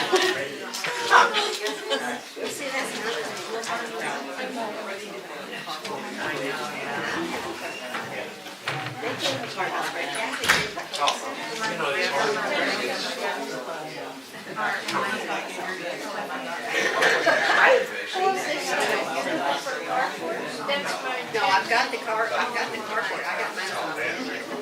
Oh, you might look at Well, I mean, in theory, I mean, if you just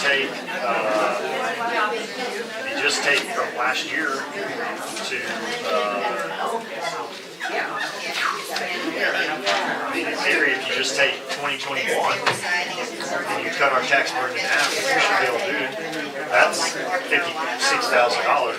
2022, you cut it in half, that's $63,000. Here, you cut it in half, that's, $67,000 every year. Just right back in our pocket. Yeah, they're gonna turn this stuff in here for Every day. One shot.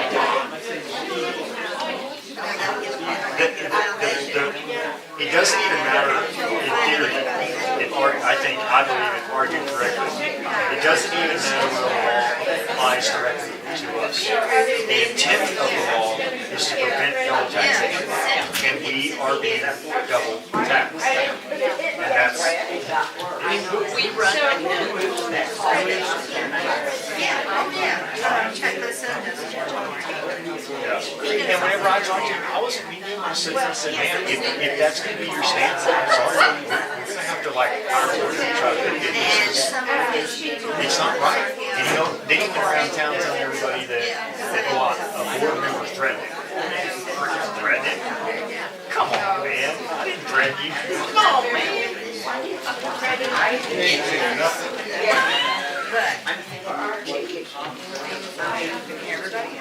Okay, so no, I think we're going pretty good. Considering what you got. So I pretty much encompassed all that, all that's, is there something else? Well, I mean,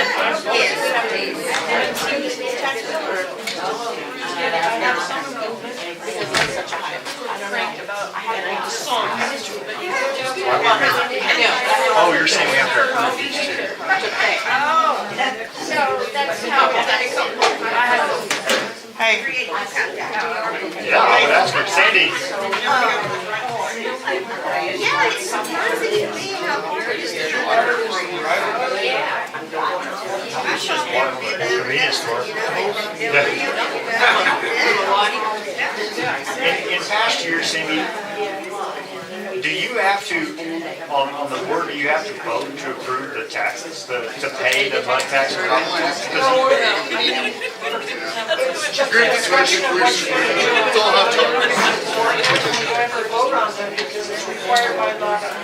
Okay. Yeah. That was just, I wasn't sure.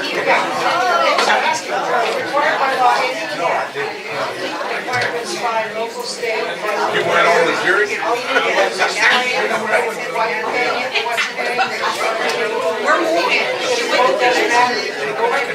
Yeah, it wouldn't matter.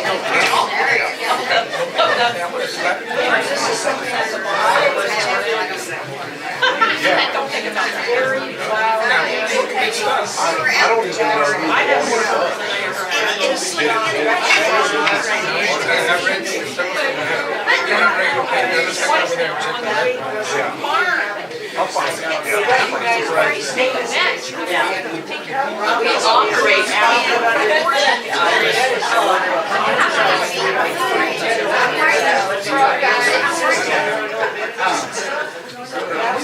Yeah,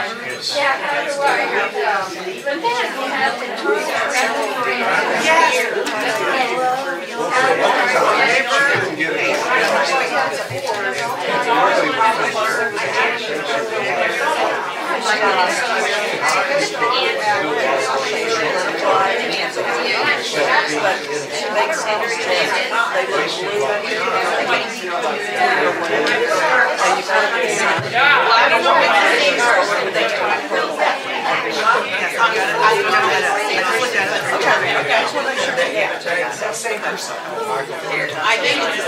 they have the same feelings. He's a decent person. They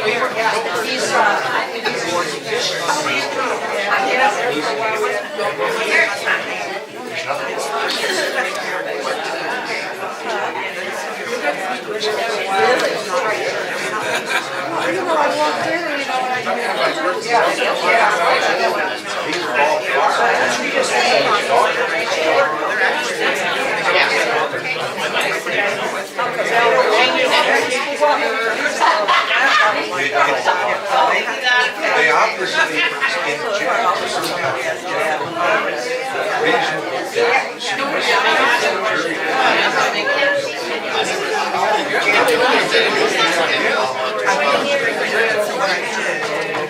some kind of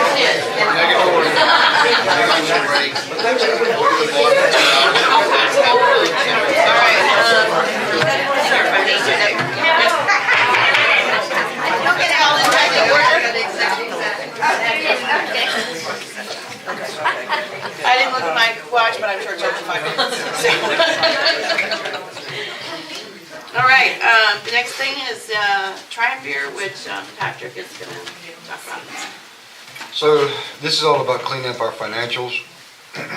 So I've been looking into them quite a bit since I've been here, and the easiest way I can explain it is, has anyone here ever bird nested a bait caster? Ever been fishing? You ever no? Raise your hand if you ever bird nested a bait caster. All right, there's our financials right there. Right? That's kind of the easiest way I can explain it. So inside any financial system, we use QuickBooks. There's mapping, right? Mapping determines where the entries go. So from a general ledger, which is every single transaction we have, it's mapped to reporting. The balance sheet, then to the profit and loss statement. If your balance sheet is incorrect, your profit and loss statement is incorrect.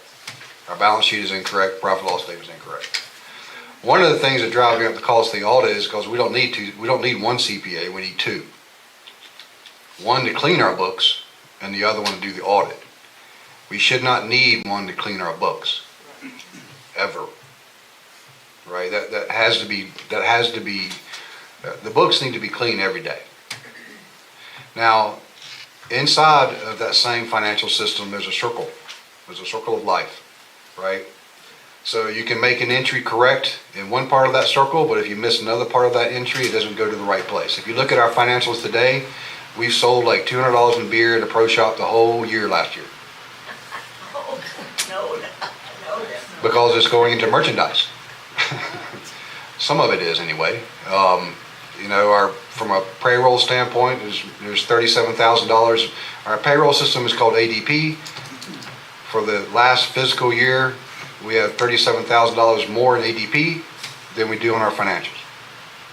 That doesn't mean they're not somewhere in the financials. They're just not in payroll, right? So there's only one expectation I have of accounting, and that's accurate reporting. If I don't have accurate reporting, I am blind. And it's very, very uncomfortable to be in, right? And it's not just a matter of having clean books to begin with. They have to stay clean. So Triumvir Financial is a company that I worked for in the past, and the way that company began is the CEO, his name is David, he visited a lot of CPAs and found out what they don't do. and you found a niche in the business world, right? CPAs, while they will clean your books, will not tell you, not train you on how to keep your books clean. They won't. That's not their world. And the biggest headache for a CPA is when their clients walk into their office with a shoebox full of receipts and want to talk about last year. Last year is over. Proper tax strategy occurs in the year that you're in. And there's a lot of tax benefits you can get by paying your taxes this year instead of waiting until next year, right? That's just one area. But what Triumvir will do is I will build a new chart of accounts. If you look at our current chart of accounts, it looks like we're a $5 billion business. It's so big. A chart of accounts should be as few GL numbers, a few rows as it possibly can be, just from a professional presentation point of view, right? That doesn't mean you can't drill down to the molecular level. You have to be able to drill down to the molecular level. It just doesn't have to appear like our finance. It's 4 pages long for a $2.7 million business, right? And we were trying to do too much in the current finance. So basically, I'll build a chart of accounts where you'll see the income, and then below gross profit, it will be divided by department, right? We have some revenue departments and we have some completely expense departments. If it is a revenue department, then the revenue will flow from above, same as it was, same as it is above gross profit. And then you'll see hourly payroll, salary payroll, commission if applicable, total payroll, payroll related, which is payroll taxes, insurance, workers' comp, and then expense, which is basically anything they buy to run the department. Now, if it's like Dickman Hall, if it's like the pro shop, they'll have cost of goods in there too. And then you'll see a department net. With that, you can now have a budget by department. In my opinion, a budget is like a house. You start at the foundation, you don't start at the roof. So the foundation is the departmental budgets. With departmental budgets, you now have the ability to give financial targets and hold accountability and have very specific conversations about that. Right now, we can't do that in the current profit and loss statement because everything below that line looks like we're just one company. It's not departmentalized, right? What Triumvir will do is they'll come in and implement my new chart of accounts. We will start a new account with QuickBooks. For this year, we will recode or reclass basically everything that's happened since October 1st. They will train Gracie and Cindy on how to reconcile. We will connect QuickBooks with the bank or banks, which is not currently. Okay, you feel me? Okay, so really, if it's not connected with the bank, there is no reconciliation process. Okay? There is none. Right? So we'll connect it with the bank. They will oversee Gracie and Cindy's entries. They will verify their entries. They will do the reconciliation. And then they will walk them, Gracie and Cindy, through the reconciliation process. 1 month, 2 months, 3 months, hand it off to them, review their work. They will basically be like their corporate accountants, if that makes sense. There will be a resource for them to call. They will be. It happens every day.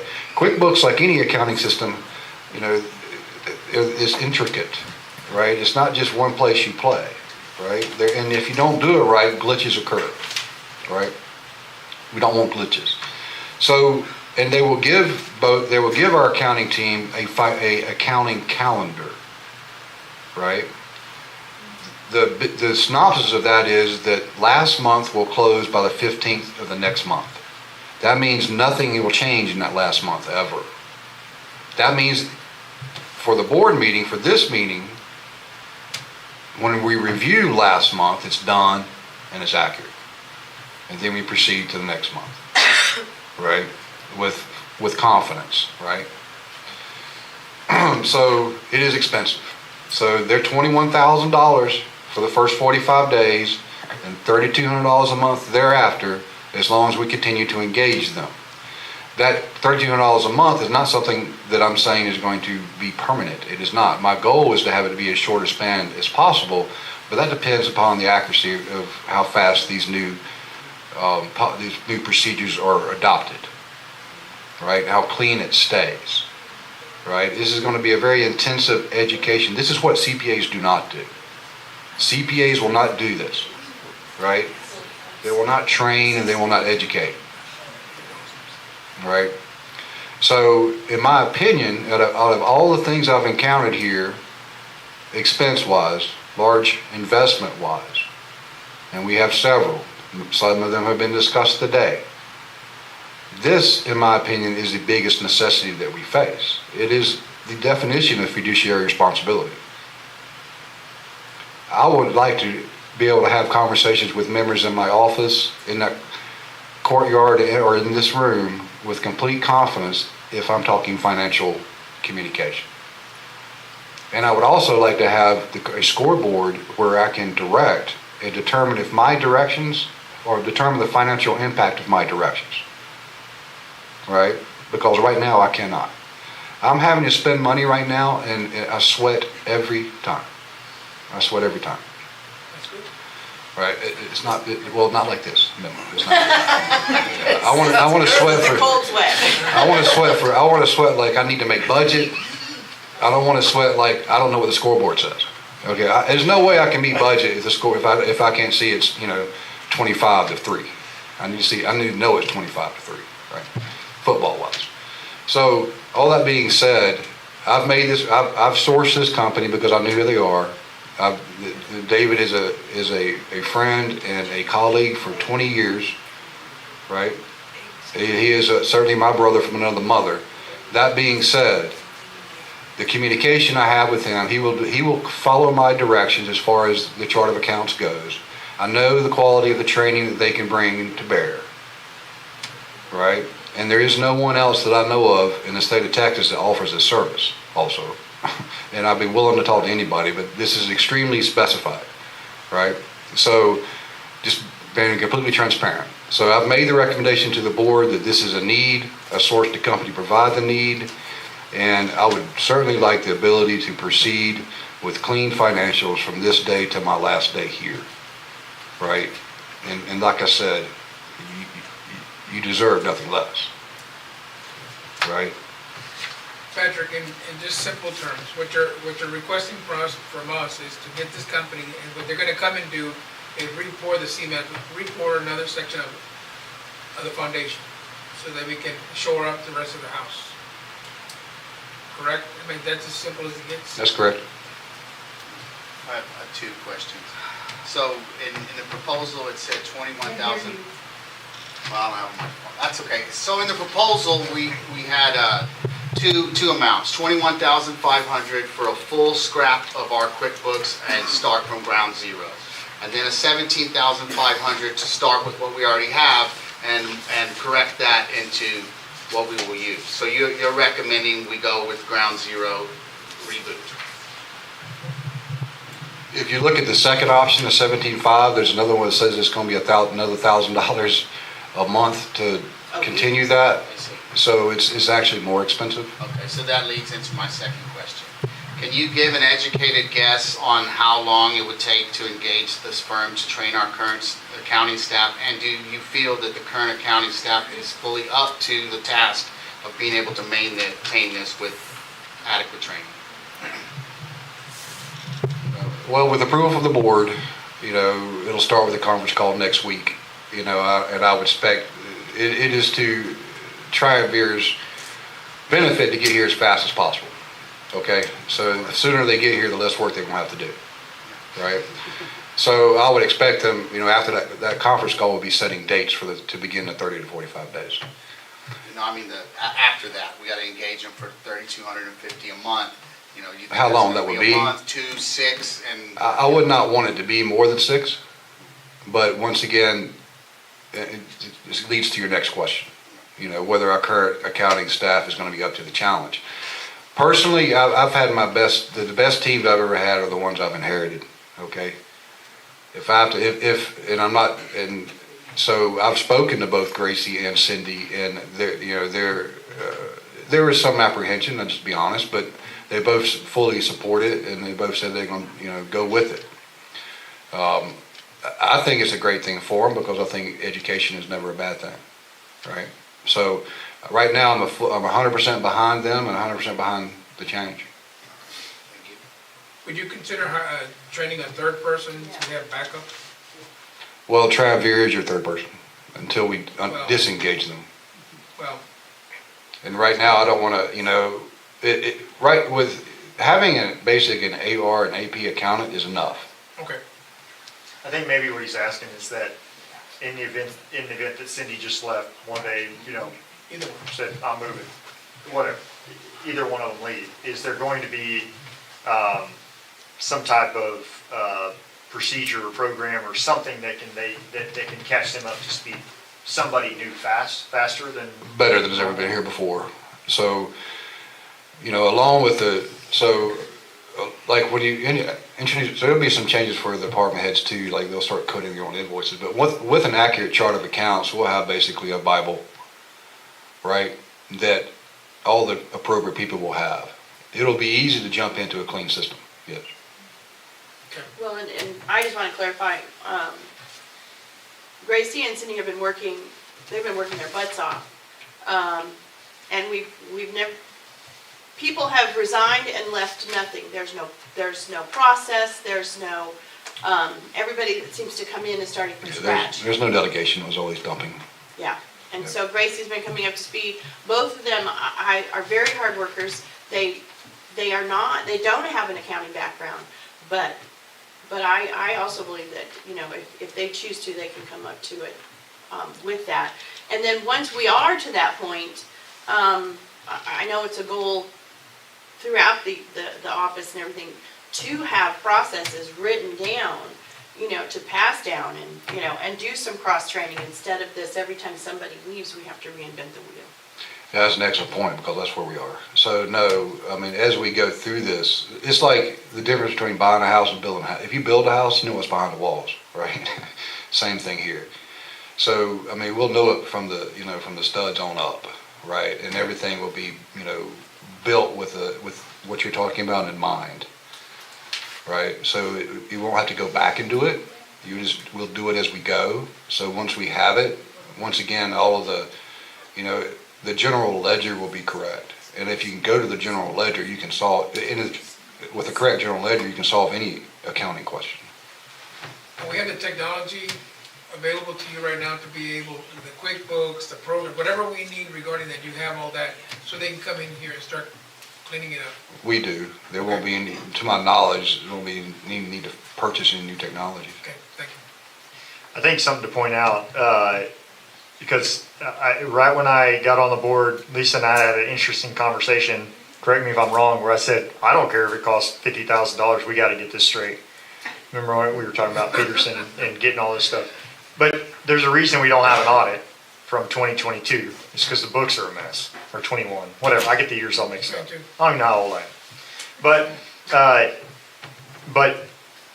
But we've had Chris Race as a volunteer work. Her husband and her worked their butts off. Lisa's worked on this.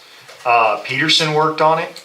And I mean, there's a lot of people this problem has caused a lot of gray hair and a lot of stress and headache.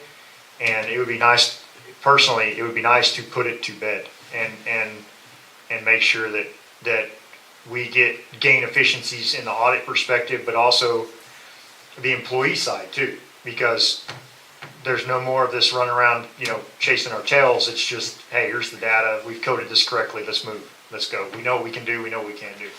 Absolutely. And then whenever that gets done, we can have a real conversation about how to attach ROIs to things that we want to do. Yeah, you have to. You can't have an ROI if you can't know where you began. I mean, basically, right now, if we win, we're a victim. If we lose, we're a victim.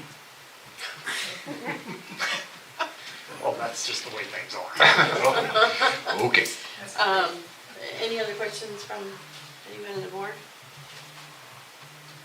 Anybody? Yes. I just looked up, their financial on the internet, and and we'll give them 5 out of 5 stars. Awesome. You know, for the monetary concerns, and maybe even for Jason too, being that this, I know that we're gonna have to have an engagement and this and that, but you also have you've worked with these people for 20 years.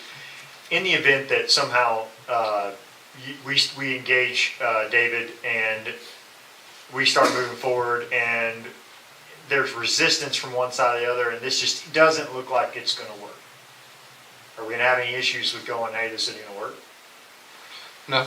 And just walking away? I'm not saying I don't want that to happen, but I'm just trying to think of all of the monetary concerns, or that we get to the end of this and something's still wrong and everybody feels like we wasted our money. You mean like a refund? No, I just No. mean that there's, if we say, hey, David, this isn't working out, we're gonna have to figure out another way, just due to our unique whatever issues we have, you know, that we can walk away. Yeah, there's no term, really. I mean, we're not signing a contract. Okay. It's more, it's month to month until we say otherwise. When are we gonna vote on this? Email vote, executive session? Right now. Well, right now? Yeah. Agenda? Yeah. Yes. Engage. So John, my observation about what you just described is that if that happens, this whole place is sunk.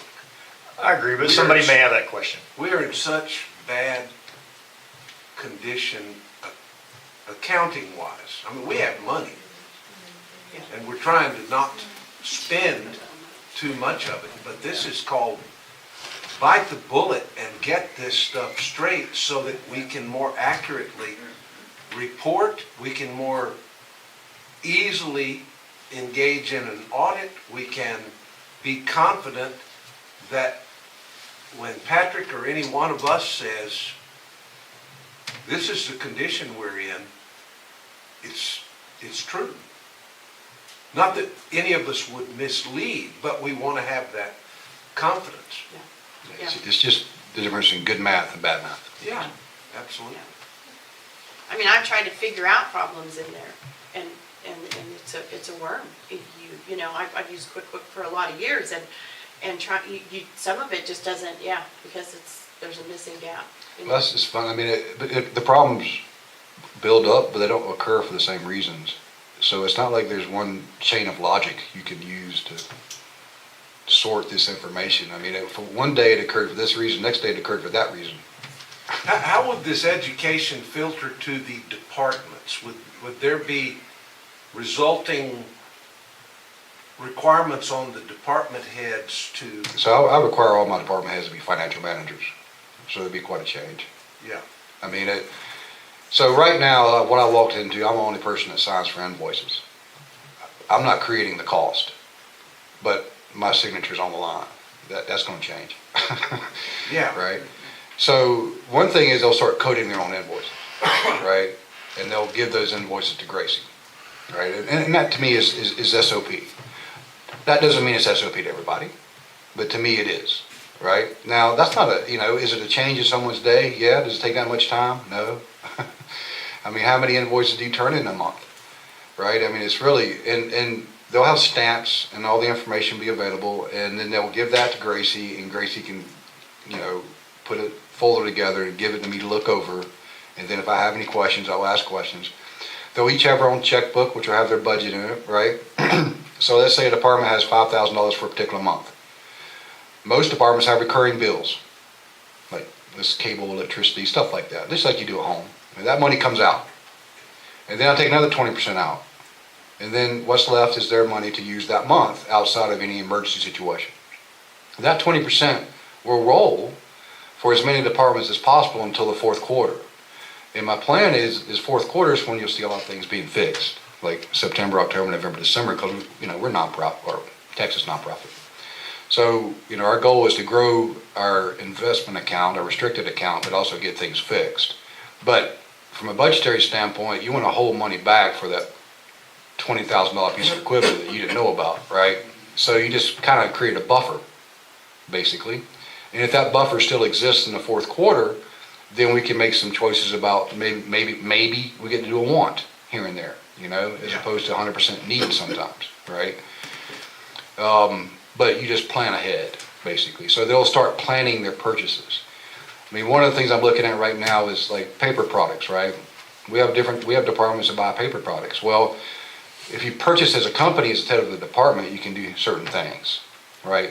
First, speaking of Amazon, we can probably drop that cost by 30% just by ordering through Amazon and not not going through another distributor, right?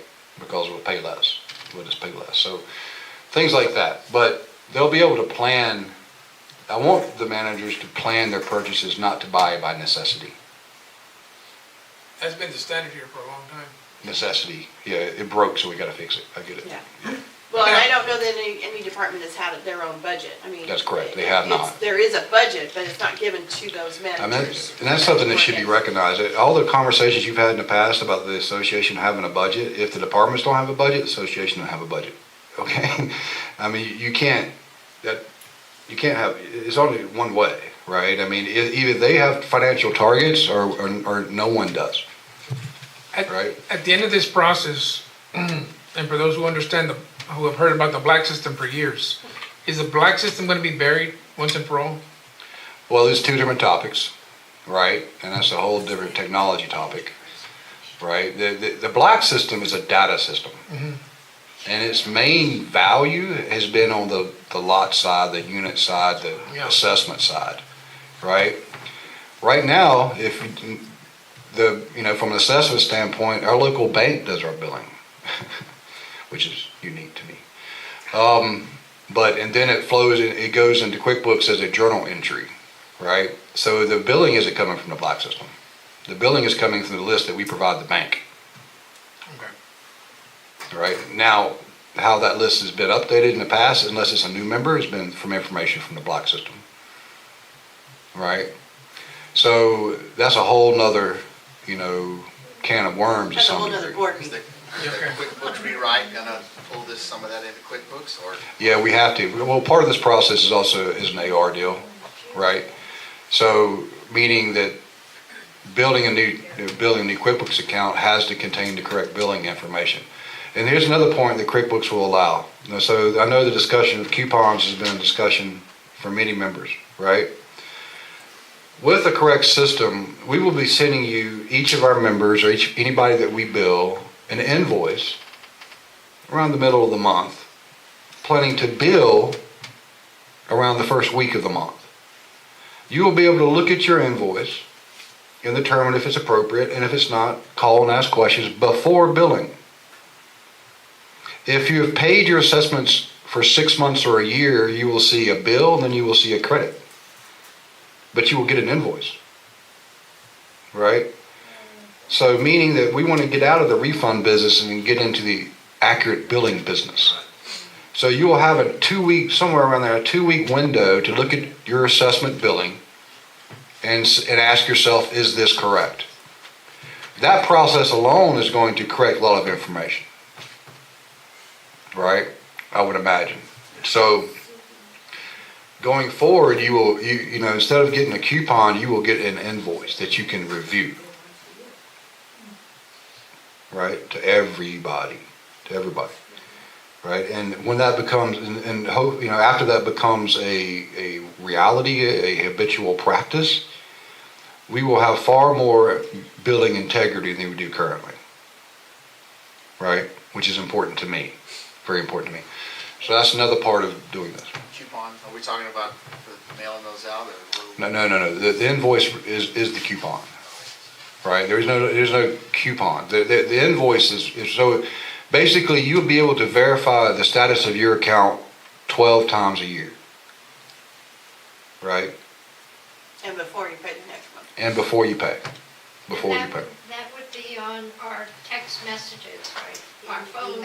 Email. So you don't have to mail out and. No, yes, I would much rather do this through email. Yes, ma'am. But we will make accommodations for any member that needs such, right? We just need to know who they are. We really need to work hard on getting everyone's email and phone number matched up with their memberships and what property they live in and all this. That's fairly incomplete at this point. But there will be a communication campaign on this too, right? It's not going to be it's not like you're going to get an email in your box. Oh, what's this? I mean, there'll be communications from me saying, this is beginning, this is what it's for, this is what we're trying to achieve, this is how you can use it. Bill? Can I ask a money question? It's not, several months back, and I don't remember when, Peterson was still here, and we were told the fort was gonna get some IRS money for rural communities to the tune of like $600,000, and we all clapped. Well, we did receive, Did we ever get it? what's in called an employee retention credit, which Yeah. was due to COVID. And after paying the company that processed all that for us, it came out to $697,000. And we do have that. We got it. We announced that a long time Yes. ago. And we've been holding on to it, but now because of, it would be great if we could say, we're gonna do Dickman or whatever, but that money's gonna have to go to this financial stuff, it's gonna have to go to the repairs, it's gonna have to put us back where we need to be. Okay. Well, But- that's great. She wants Yeah. a slab. Yeah, and then, I'll add that to the list. Slab money. Whatever. Slab money. No, that's all right. That's okay. Well, we hear this, and then there was no follow-up. Well, We it announced came it. in, yeah, We we announced announced it and it came in, but without a GM or anything else, we just rabbit holed that Okay. and just maintained, because we didn't want to see it Sure. dribble away, so. Do we have it invested? Well, it was I'm not in sure the we can restricted do that. fund, but it wasn't supposed to be in there, so it was getting interest. How much interest we get? I don't know. I don't know, but they always give me 5%, it adds up. Well, Seriously, Yeah. adds We're up. working on that. yeah, we're working on, but that's off topic for now, but the money is there and, I mean, as an association, do we have full investment possibility? Can we do that? Can we invest in stocks and stuff? I don't know. I don't know, mine's a Spanx government money market, no Being that we're a risk deal, it just nonprofit, I don't charges me know. money I every know, month. that's why I'm asking, because I don't know either. But if that is some sort of option, we should know about it. yeah, I mean, it can be researched. Sandy? Yeah. You should look into Well, you can look that up on state law. It tells you exactly what HOAs, POAs can do. So Okay. it's in there. Yeah. You just have to go find it. Okay. And secondly, in the past, we've been paid a previous CPA to work on the books every week to get ready for board meetings. And we were paying him $25,000 to $30,000 a year, and he did a really terrible job. But even though we looked for someone else to do it for us or to help us with it, everybody turned us down because of the nature of our entity, whatever. So you're talking about the same amount of money we were spending over the years to do this, and I agree with what you said, With the sunset, yeah. is we have to get it done. People have been chipping away at it for the last 10 years or so, but it goes back to 1971, 72, and started then and gotten worse over the years. Yeah. So anything we can do to chip away at it or even fix it, I think is more important. And I think that's the point we're at, Yeah, I yeah. think Because it's before, it's kind of like that snowball. We maybe take a little bit of snow off, but it's just getting bigger and It's bigger and getting bigger. and bigger. So, We want to just wipe out that snowball. and to find someone that can do that for us is extraordinary, because it hasn't been done because we didn't try. It hasn't been done because it was really difficult to find people to do it. So if we have someone that is capable of doing it, and I just, like I said, looked them up, and they sound like they're a really good organization. So I think we need to fix it, but to say we never tried is wrong. Did we say that? No. Oh, okay, I'm like, I misspoke if I said that. No, members have said that before, but it's wrong, because everybody's tried to chip away at it. New technology's gonna help that we didn't have 10 years ago, but as a member, I can't see any better place to put our money at this point than this project. Thank you, Sandy. Thank you. Curtis, you were waving your hand. No, he was trying to tell me to stay on topic. Oh. Swatting out a fly. He was wanting to fly back there. That's why he's back there. Gotcha, Make a comment, but I got beaten to it, so that's great, we're back on track. gotcha. Copy. All right, so, do we have a motion? I move that we engage Triumvir Financial on terms that are in their engagement letter and as Patrick has discussed with us today. I second it. All in favor? Opposed? No. What? I mean, I wanted a few other quotes, but we don't have time for that crap, so. Motion passes. Where are we now? Property tax. All right, so, We're gonna pay, yeah, property tax, mud tax, it's just to let you know, it's, will be paid before the end of the month, to get the maximum discount. Well, to actually not pay extra, it's not really a discount, before the end of the month. So that is all that is. That takes us to the Fort Clark Days Memorandum of Understanding. and we're gonna pay $135,000 this year, right? In total, yes, I think it's You $135,000. can take one check over there for that amount. Well, mud is separate, I think, we'll Okay. split it out, yeah. So, do we Fort have Clark the Days. memorandum of understanding? Yay. Look how long my thing was, and that's the only thing I missed, Francis. Do you have a copy with you? I can pull it up. Okay. We've all gone through it. You basically want to use everything, is that right? Yes. Yeah, let's just say that. Absolutely. Well, it looked like it, We need We need to use everything. yeah. And we would like permission to sell alcohol at the butcher block and the commissary. Okay. You don't want Fort Clark to sell alcohol, right? I'm sorry? You don't want Fort Clark to sell alcohol, right? Yes, correct. You prefer Fort Clark does not sell alcohol? Correct. Okay. But either not sell or sell it all in the places you want. Yes. Is Dickman's gonna be open during Fort Clark Days? No, because Fort Clark's not gonna sell.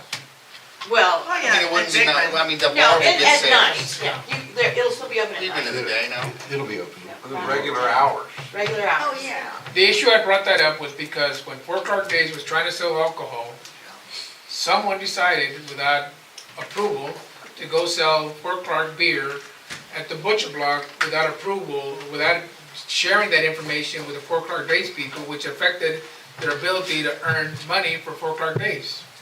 That's why I brought it up right now, because I remember it.